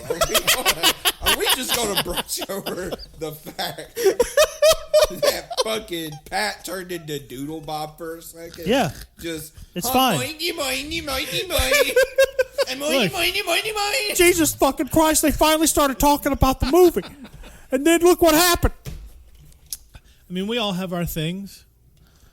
Being Doodle Bob is one of them. Because I was going to say, I feel like we're lucky to be at this point in the show. So forget literally like explaining the film. Also, how did Otto feel about this film? Oh, Otto had a good ass time. Oh yeah, he fucking loved it. He is grinning ear to ear. Also, if he had ears, but say there's no ears there. Save your pageantry for later, Shim. You know what? Otto's mad. He's mad now. Okay. Oh no! Otto's mad now. Pissed him off, asshole. Well, I'm sorry. I don't know how he couldn't hear me. There's no ears. What if he just flew at your face right now? I would leave and never come back because your house is fucking haunted. Well, no shit, because Abaddon lives here. Abaddon literally lives here. Abaddon? Oh my God, the lights just flickered. No, they That's didn't. never. God damn it, Captain of Shimmies. Fuck. Oh But man, there is someone behind you right now, so it's fine. I mean, yeah, all these action figures. No, it's No, Colin Firth on get it way here, and he's It's all right. Colin Firth is pissed. No, it's cool. I have the cupboard from Indian in the cupboard. All I got to do is throw every one of these fuckers in there, and I'm good. John Cusack just walked in the door. Like, I heard you guys were talking shit about me. It's all right. I'll put in my John Cusack action figure in the Indian in the cupboard that I have, and they would just talk about politics all night and distract each other. You know, I'm a little unsure if that movie holds up. I don't think that movie does. Wait, what? I mean, I haven't seen it since I was a wee lad. Oh, but the Indian in the... I watched it when I was like 8, not. and I mean- even as an 8-year-old, I was like, "This movie's garbage." Okay, let's be real. The one frame that is fantastic in that movie is when he opens it up and it's like Darth Vader, RoboCop, the T-Rex from Jurassic Park, a bunch of other shit I don't remember. That was I mean, cool. the only reason we like the movie is because, like, shit, I want a boss that turns my toys into living creatures. Yeah. I had the VHS and it came in, like that plastic shell case that VHSs came in at the time, and it had like always sucked. and it had a reversible slip case. On the other side, it was made to look like the actual cupboard, and it came with the little figure from the movie. No, I remember that one. I remember that. I had that shit. I remember. I felt bad for the dude who played the Indian. His name is Lightfoot, and he was in other fantastic films, such as Kull the Conqueror. Oh, we talked about that one before. And Mortal Kombat Annihilation. Oh my God, he was Nightwolf, wasn't he? He was Nightwolf. He was totally fucking Nightwolf. Oh, man. Yeah. And then some other stuff, including a movie we'll get to at some point called Adaptation, starring Nicolas Cage. Ooh. Oh, yeah, that's Charlie But Kaufman. I would say if you want to watch a movie that has good indigenous representation, that's actually a solid film, I would recommend Blood Quantum. Yeah, it's a zombie movie, and it looks sick as shit. I've not heard of this. It's a great movie. It's one of my favorite movies from last year. It's about it's a zombie apocalypse movie, but the indigenous population of this Canadian reservation are the only people immune to it, and it just gets wild from there. It's fair. You know what else has like surprisingly solid indigenous representation? Fucking Letterkenny. Yeah, Yeah. technically, Yeah. They're First Nation people. Yeah. Yeah, I haven't gotten that far in the show yet. Because I think I'm like on like season 2 or something. I mean, Oh, man. Tanis was introduced in the first season, Pretty wasn't early, I mean, if not that, pretty early on at least. she? Yeah. Like I still haven't seen like the last like maybe 2.5 seasons. Oh, it's something like good that. stuff, sir. Good stuff. Oh yeah, I'm gonna get to it Allegedly. eventually. Allegedly, it's good stuff. But so let's How many talk people about. does it take to fuck an ostrich? Allegedly. Anyway, so Con Air. Yeah, Allegedly. yeah. I'm gonna go ahead and say it. I think Danny Trejo should shave his mustache more. Well, maybe young He is Danny an Trejo. interesting character without a stash on him, but he looks kind of badass also. I gotta wonder how he'd look now, though, because it gives his face Just the same, but older. Yeah, but I mean, it might He make a honestly difference. might look cooler. I also thought, I don't know why, for the I long. don't know how that's possible. Danny Trejo is badass as fuck. Yeah, I want to see that documentary that was made about him. What's that on? Inmate 73? I'm not sure. I don't know. I need to find out where you can watch it because I really want to I see think that. it's on Vudu. I have it on my watch list. I've been really wanting to check it out. I would say a friend of mine, I think they were out in California at Danny Trejo's actual Mexican restaurant, and he got to meet him. And it turns out Danny Trejo was really short. I can see that. I mean, you can rent the documentary for like $4 on Amazon, but it's not streaming on anything according to Google. I mean, And Danny Trejo is one of the nicest people in Hollywood. Yeah. I mean, what I also big shouts to Danny because we know you're listening. Yeah. He shared a drawing I did for one of our episodes, like unprompted. He just, I guess, vanity searching saw it and he shared it. That's awesome. Fantastic. Actually, that is great stuff. I think I heard something once that he likes playing bad guys who get killed because he wants to show that good guys win. And that's why he's usually the bad guy, and the bad guy dies a horrible death when it's Danny Trejo. Yeah. He also saved the baby. Yeah. There's a car crash. The car was turned over, and he just snapped into hero mode and saved the baby. Neat. Danny Trejo's character is not a hero in the movie. Yeah, he plays Johnny 23. And why is he called Johnny 23? Because he's a rapist. He is he has 23 little heart tattoos to represent all of his victims, but he also tells the one female guard on this plane that it would be Johnny 600 if they knew the truth. I mean, he'd have 2 full sleeves, wouldn't he? Yeah. At least, yeah, for sure. And besides, it's not like criminals are ever known for, inflating their stories. I mean, you know what? He is such, a good guy in real life. I'll allow it. If he went into casting being like, you know what? He went in, he's like, I want to play this rapist. Then you know what?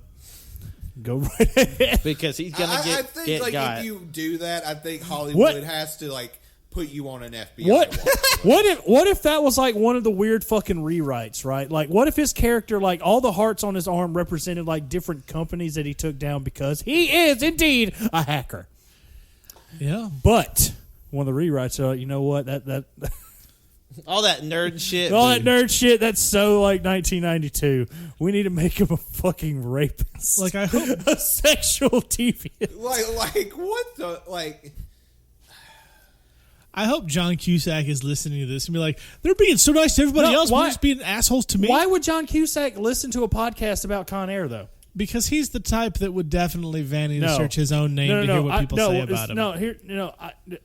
To debunk that wholeheartedly, here's what I'm going to do. Whenever this episode drops, I'm going to tag Sir John Cusack, who has not been knighted.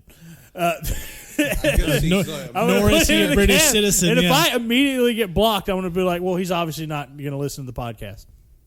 I mean, sure, if you want to. It might pay to have a big-time Hollywood enemy. Did you know I tweeted him many, many years ago before I knew all he tweeted about was politics? Yeah. I was like, hey, since I get all the time, it's like back in the day, all day, every day, especially when he got famous. Excuse me. I got called Jack Black a lot growing up. Like, a lot. Like, all the fucking time. Like an insultingly high amount of time. I never really, took it as a bad thing, to be honest. Because, I like Jack Black, and, if y'all haven't seen Cannon's High Kick, it's to die for. Thank you, Patrick. But, yeah, one day I tweeted at him and I was just like, hey, since I look like Jack Black, if you ever want to a debate about top 5 lists, holla at your boy. I never got a response. Yeah, that makes sense. Yeah. And then I saw his tweets. I was like, okay, I get it now. I know why he doesn't like fun. It's because he's still thinking about it.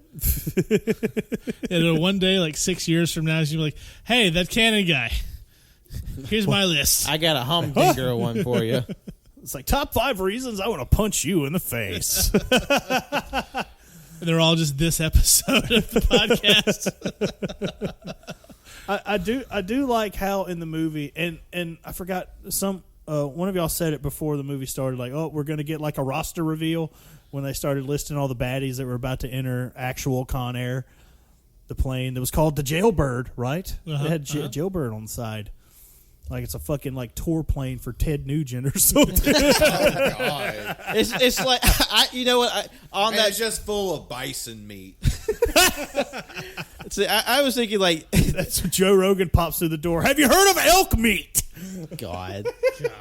Now let me say some transphobic shit.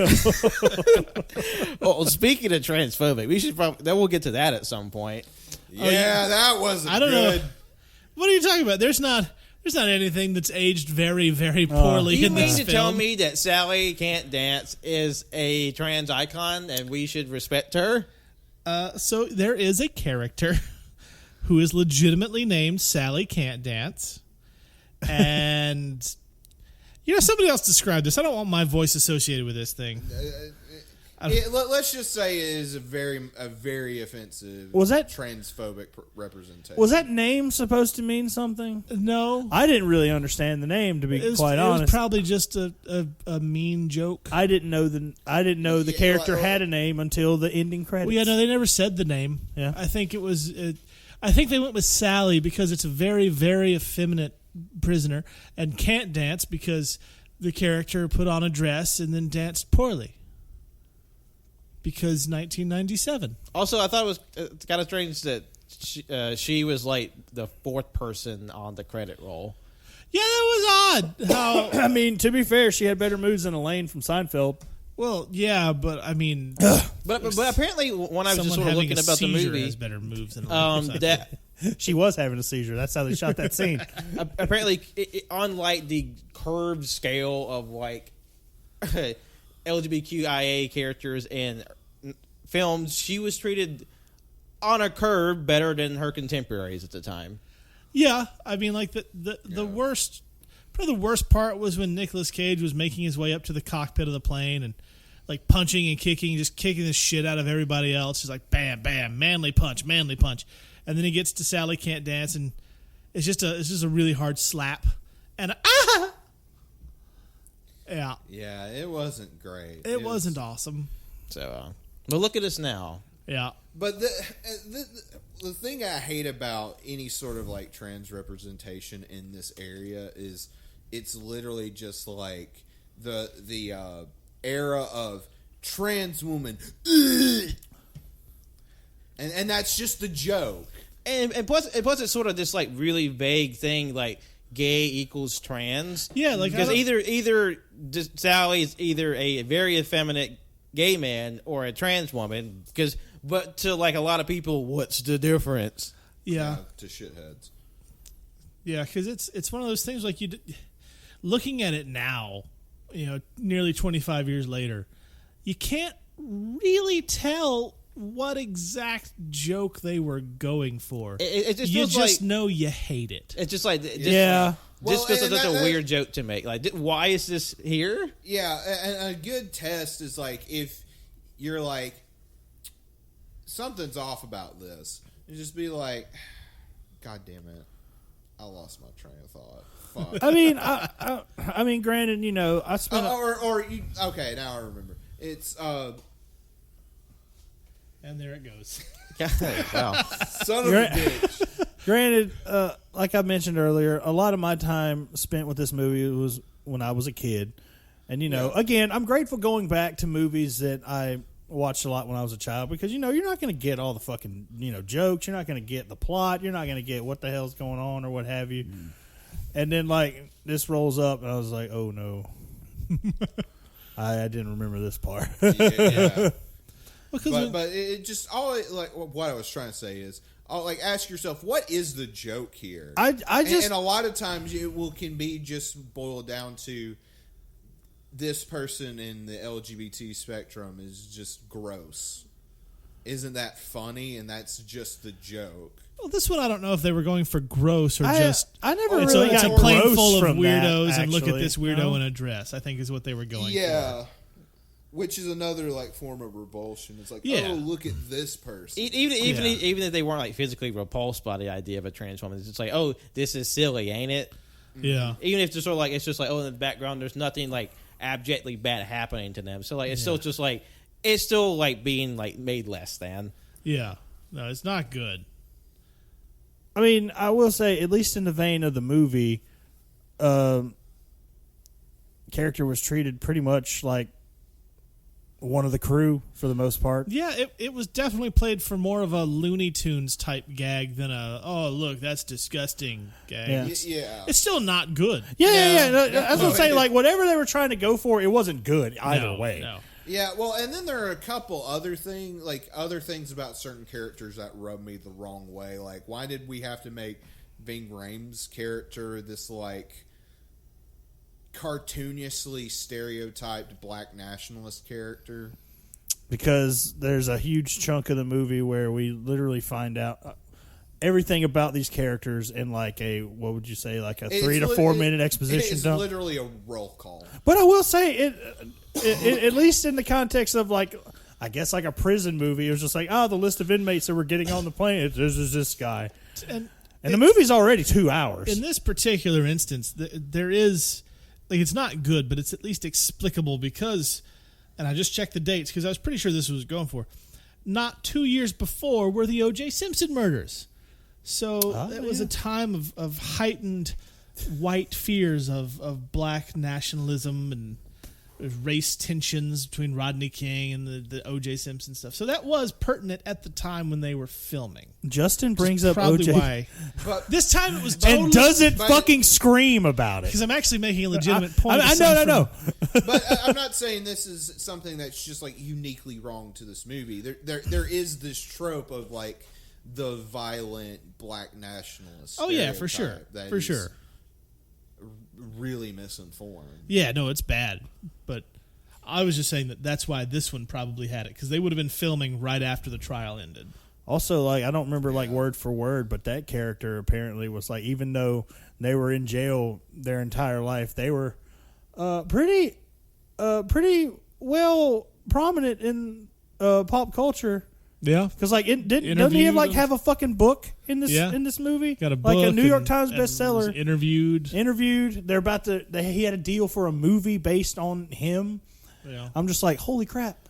Yeah, or it's like, and I know this is wasn't what Jerry Bruckheimer and the writer thought, but like, it's like they're only taking him because they think he's literally that dangerous, even though he's just trying to help his community. Yeah, there's a lot of tropes, but he did say he was a '90s action movie. Yeah, so he did say he was going to play along until Yeah. it was his time to get what he wanted, and then vamos. He said it with words that we can't say. Oh yeah, well, yeah, obviously. obviously. I was surprised by how many times those words were said in this particular film between him and Dave Chappelle. I mean, speaking of words that were said in this movie, Dave Chappelle, like, I think I read like 90% of his dialogue was ad lib. Yeah, he said. And you know what? He did a good job. Yeah, no, it's fine. He was funny. He had some funny bits. Because there's some of these one-liner lines that was really fucking redundant. One-liners, one-liner lines, which had to be improvised. Like it feels like way too like organic to be written. Like this was like manufactured by the Hollywood Man, this machine. motherfucker spontaneously combusted. I seen this shit on the Discovery Channel. Like, that was fantastic. That was a good time. Dave Chappelle, he pulls this little baggie from his stomach.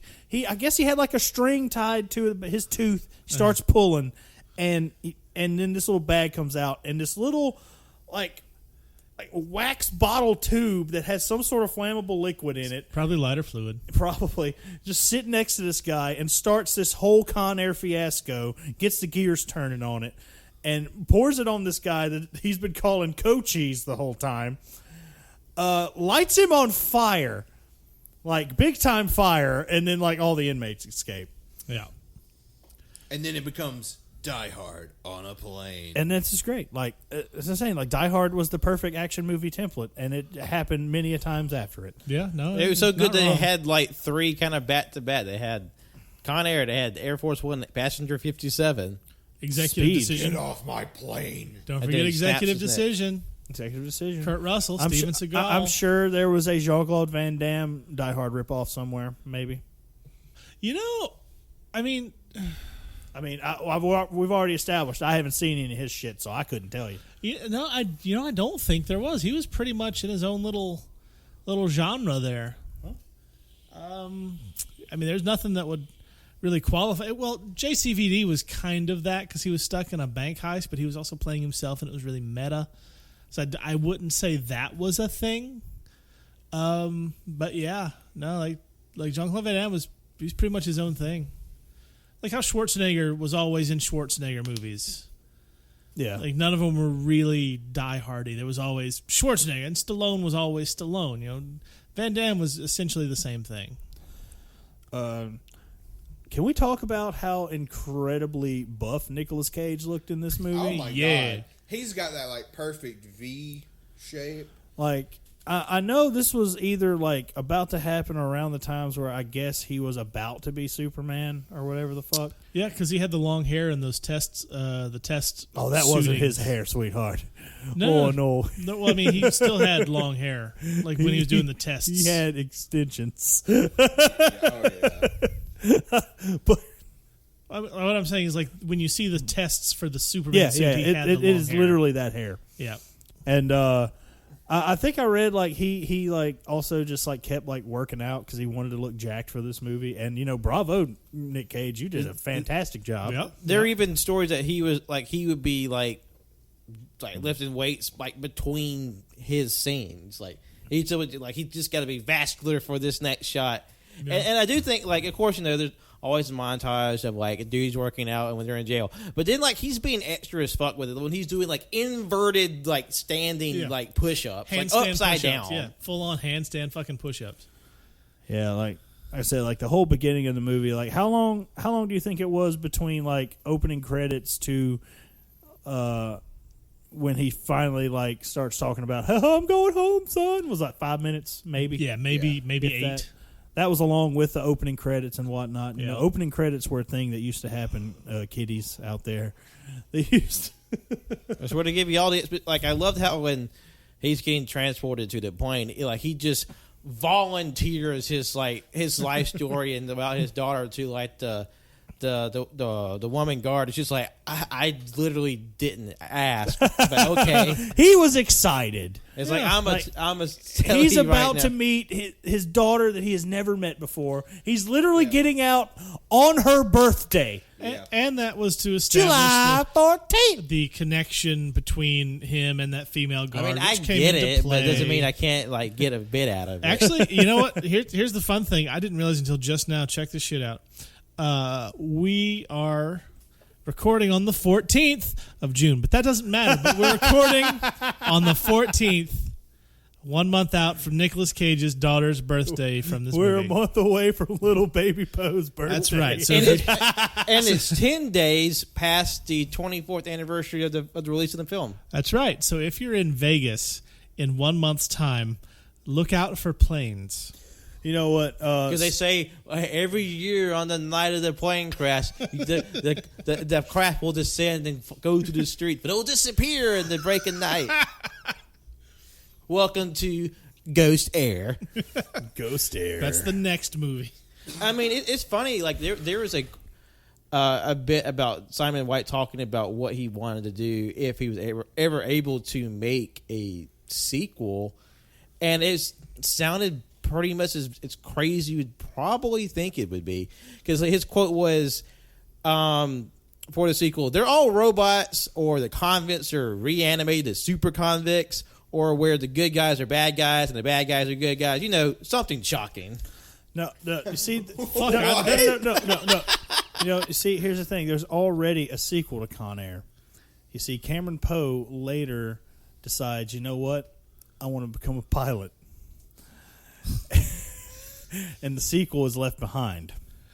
And he's ashamed of his terrible, like in and out, not Alabama Southern accent. That is both great and terrible all at the same time.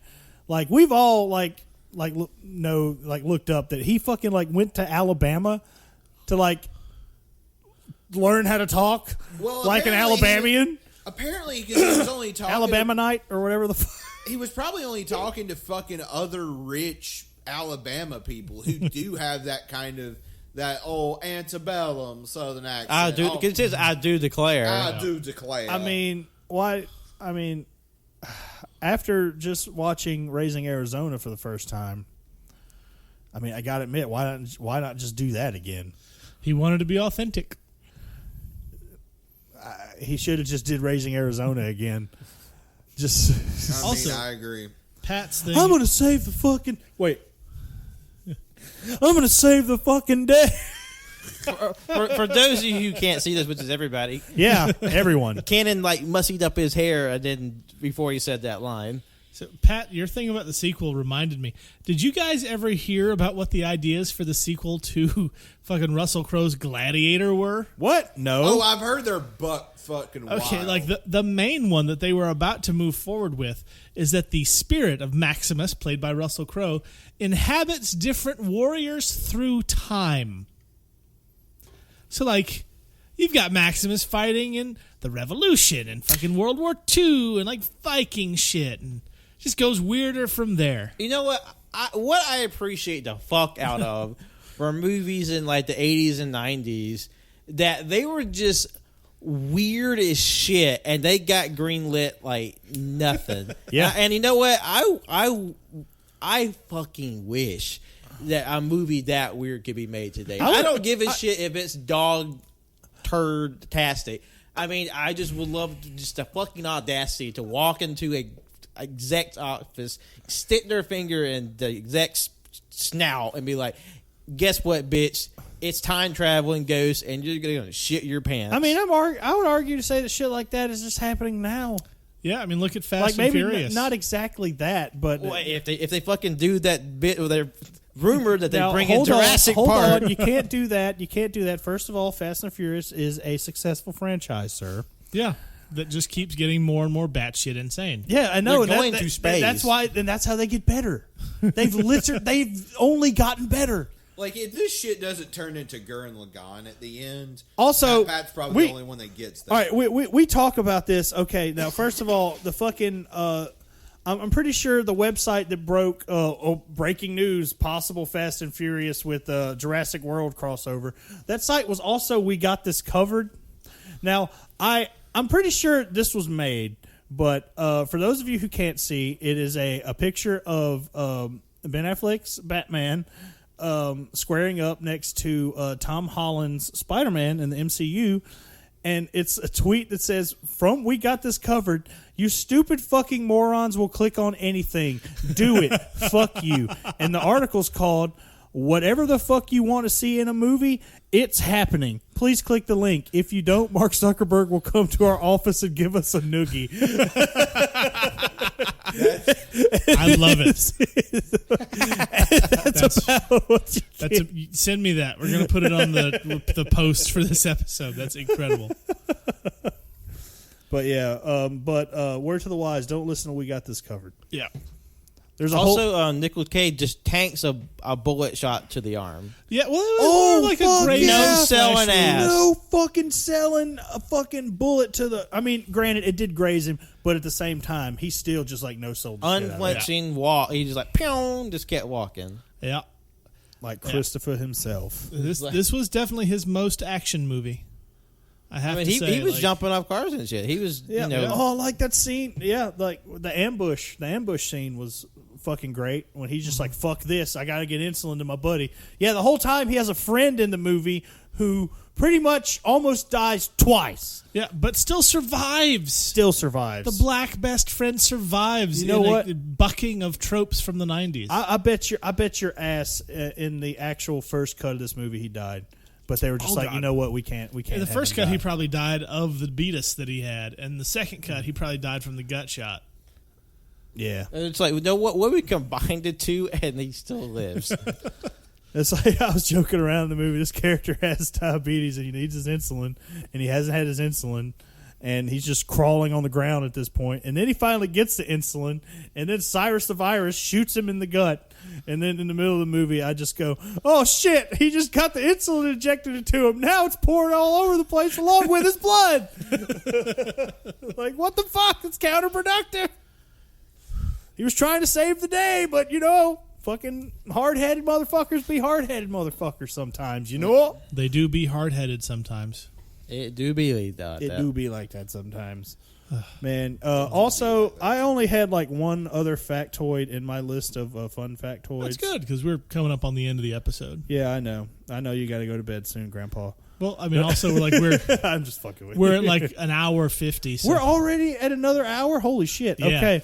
We had a whole 1 hour preamble. So, Frank, I hope we talk. I mean, I don't know how long we talked. This is a solid, like 50% of the episode was about the movie. I know this is the best. Second half definitely has been. This is the best percentage we've had of a movie probably since we started. But yeah, I would say at least the first 4 episodes. Yeah, no, since Jiu-Jitsu, I would say, because Jiu-Jitsu, that was most of that episode was just us shitting all over that fucking movie. Yeah. I will say, I'll take it back to when I did the Back to the Future episode with the AYCH crew. Granted, storytelling not as good or in depth as Back to the Future. I still believe that once this movie gets going, it kind of flows well for what it is. Just a dumb action movie. Yeah, for okay, sure. before we close off, the fucking John Malkovich death scene makes no fucking sense. None. 100% none whatsoever. Hear me out. Go on this adventure with me. Sure. Okay. He's handcuffed. All right. First of all, he's handcuffed to this fire truck crane thingamajigger. The ladder, yeah. The ladder that's going up, and he crashes through this Overpass walkway thing. Overpass, Skywalk. yeah. Goes through, okay, falls off, right? He's going straight. You assume he's going to fall straight into the road that they're on, right? Sure. No, somehow ends up in after falling through like power lines, just like endless power lines. A lot of power lines. And then just lands somehow in this construction area. Yeah. was like a rock pounder. Going up the conveyor belt, falling down where his feet are falling in the direction of where the thing is dropping, but then it cuts to him where he's just flipped somehow and his head is there and he gets his head squished. And also this is all like at midnight. Yeah. That seems to me like they had these cool 2 ideas for what the ending would be. And then the one who lost got petty as shit and was like, well, I'm going to put this ending in here anyway. Fuck you. And plus, we did talk about earlier how the movie was being rewritten on a daily basis. Yeah. So that is there's true. probably just like, oh, well, each one of those moments was filmed on a different day where the script was completely different from the day before. Yeah, then the editing just said, fuck it, we'll do them both. It's fine. You know what? Whoever the person was that had to edit this movie, God bless, because like they probably had like a fistful of cigarettes in their hand, be like, this fucking movie. But all in all, it's fun, fucking pristine 90s action, cheesy bliss. Mm-hmm. After have not seen it for a long time, I still enjoyed it. We watched it on Amazon Prime, and it looked great. Oh, yeah, no, the quality was very good. Even some of the shitty blue screen shots were not that terrible. No, it really held up. I would say, and plus, like as like dubious as a lot of Jerry Bruckheimer produced films are, he always, they always look pretty solid. Like Armageddon is not a good movie, but it looks good. But what do you mean? It's not, I'm sorry. What did you just say to me? The Patrick? movies you gotta. I don't want to close my eyes. Bruce Willis drilled a hole into an asteroid's ass for this, not even the country, for this world. And you do this? He drilled a hole in the asteroid's ass so Ben Affleck could drill his daughter in the ass. You're not wrong. That's how much he cared for the world to go on, so his daughter can live on and just anger bang Ben Affleck on the reg. And then they have all those little bald-headed babies. Yes. All the bald-headed babies that look like Demi Moore for some reason. I just want to take a moment to remind everybody that the main song from that was by Aerosmith. Yeah. That was Steven Tyler singing about basically Ben Affleck fucking his daughter. Yes. Yep. Have you? What was it? Wait, was I Don't Want to Miss a Thing the theme song? Yeah. That was like their Yeah. Would you believe that was their first number one hit song? Yeah, it was like their first. That actually shocked me. Well, it was their first even close to hit since the Run DMC crossover, and that was their first anything since the first album they did. Also, what was the song where he literally had his daughter in the music video as a sex object? No. This was before that. This was when Liv she was a Tyler lot younger, and Alicia Silverstone. Yeah, they were in that that's video. the one. That's the one. Yeah, and they were frolicking. Yeah. Oh. Was it? Fuck, I don't think it wasn't. It's a good song. I'm not gonna lie, the song's good, but I'm just like, why would you? Why? There's definitely some questionable choices, but then this is a Steven Tyler, and I would say decades of substance abuse may have something to do with it. There were a lot of questionable choices. Pretty sure he's known to have had relations with at least one teenager. Yeah, probably. You mean to tell me that a rocker from the 70s and 80s has sexually assaulted an underage person? I am shocked. Hell, if you watch The Shield, characters just openly admit to having sex with 14-year-olds. Yeah, but that's the. But that's TV another show. podcast I cannot wait to record for. Anyway, I think that's probably a good place to end the show. Talking about Steven Tyler being creepy as fuck.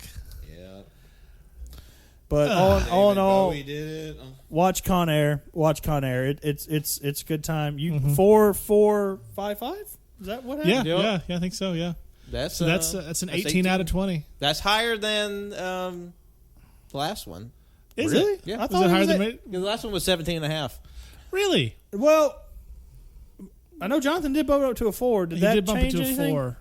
So Because Jonathan I don't started at 3.5 in Raising Arizona. We Yeah. got him to a 4. So is- 4 times 4 is 16. yeah.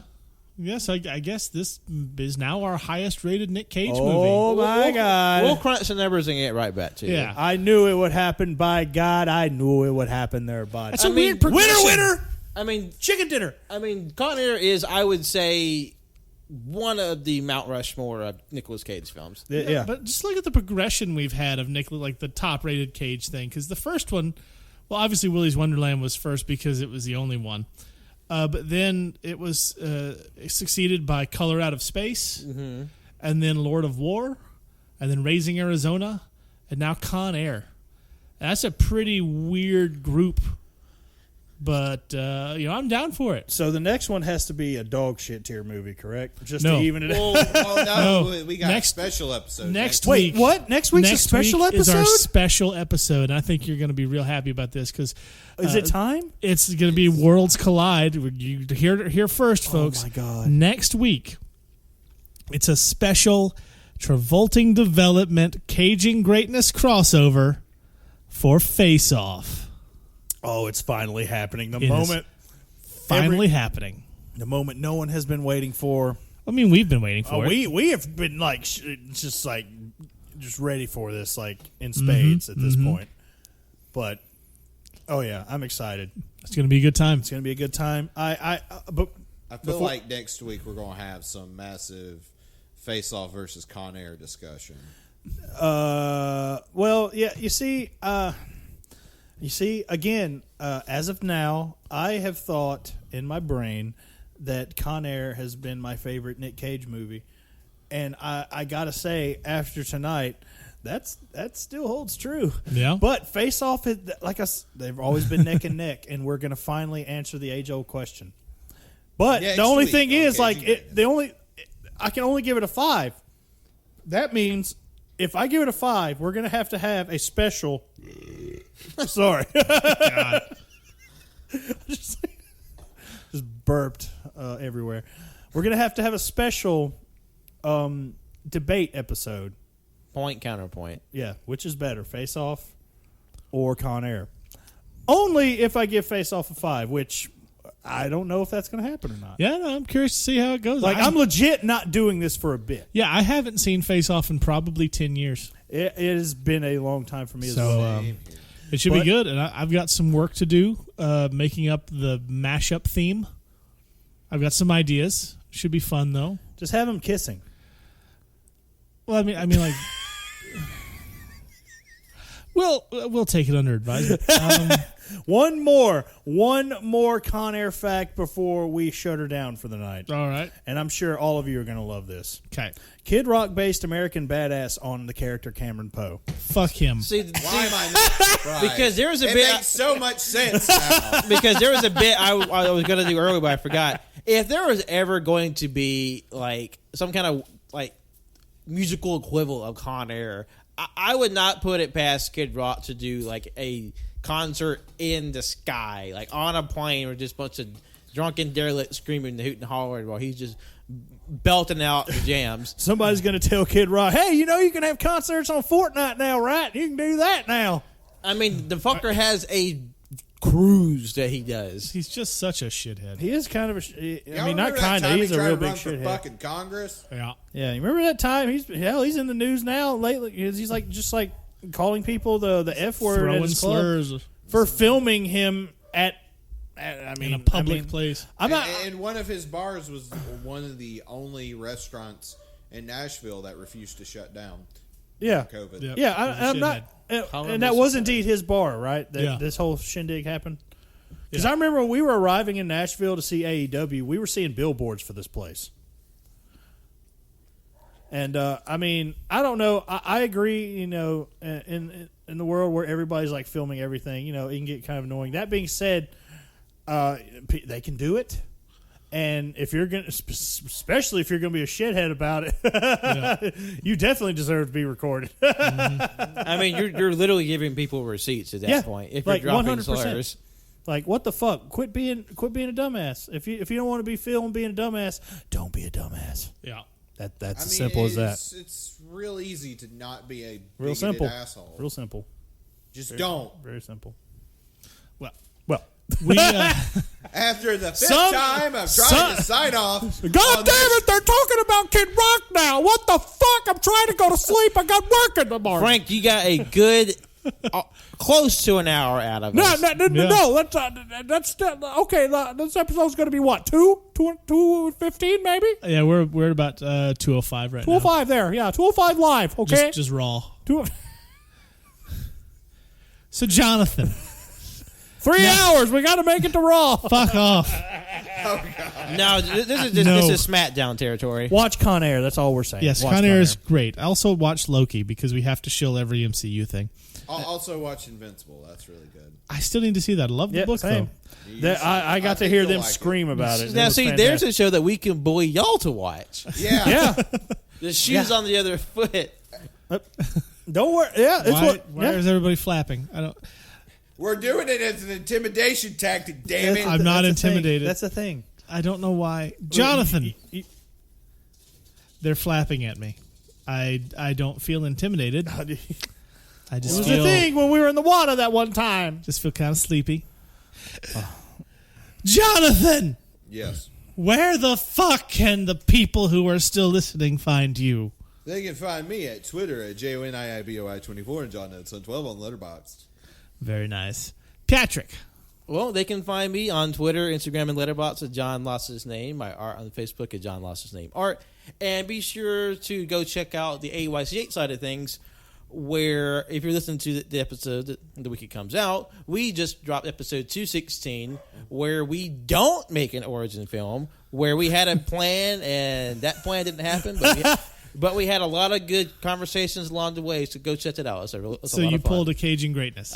Pretty much. Yeah, we say as much in the show. Like Pat was like, okay, let's get this thing back on board. And I had to be like, Pat, honey, we're 40 minutes. This ain't happening. Cannon.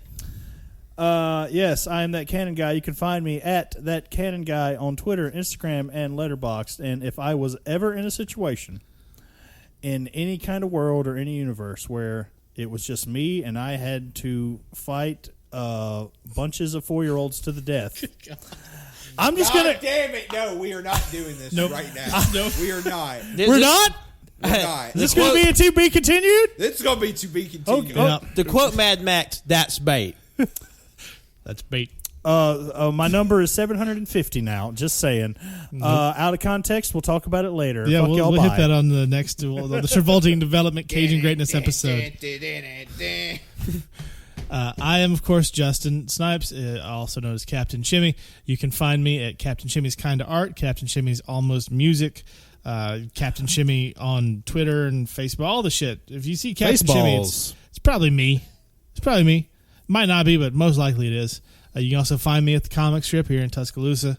I sell comics and other stuff, but mostly comics.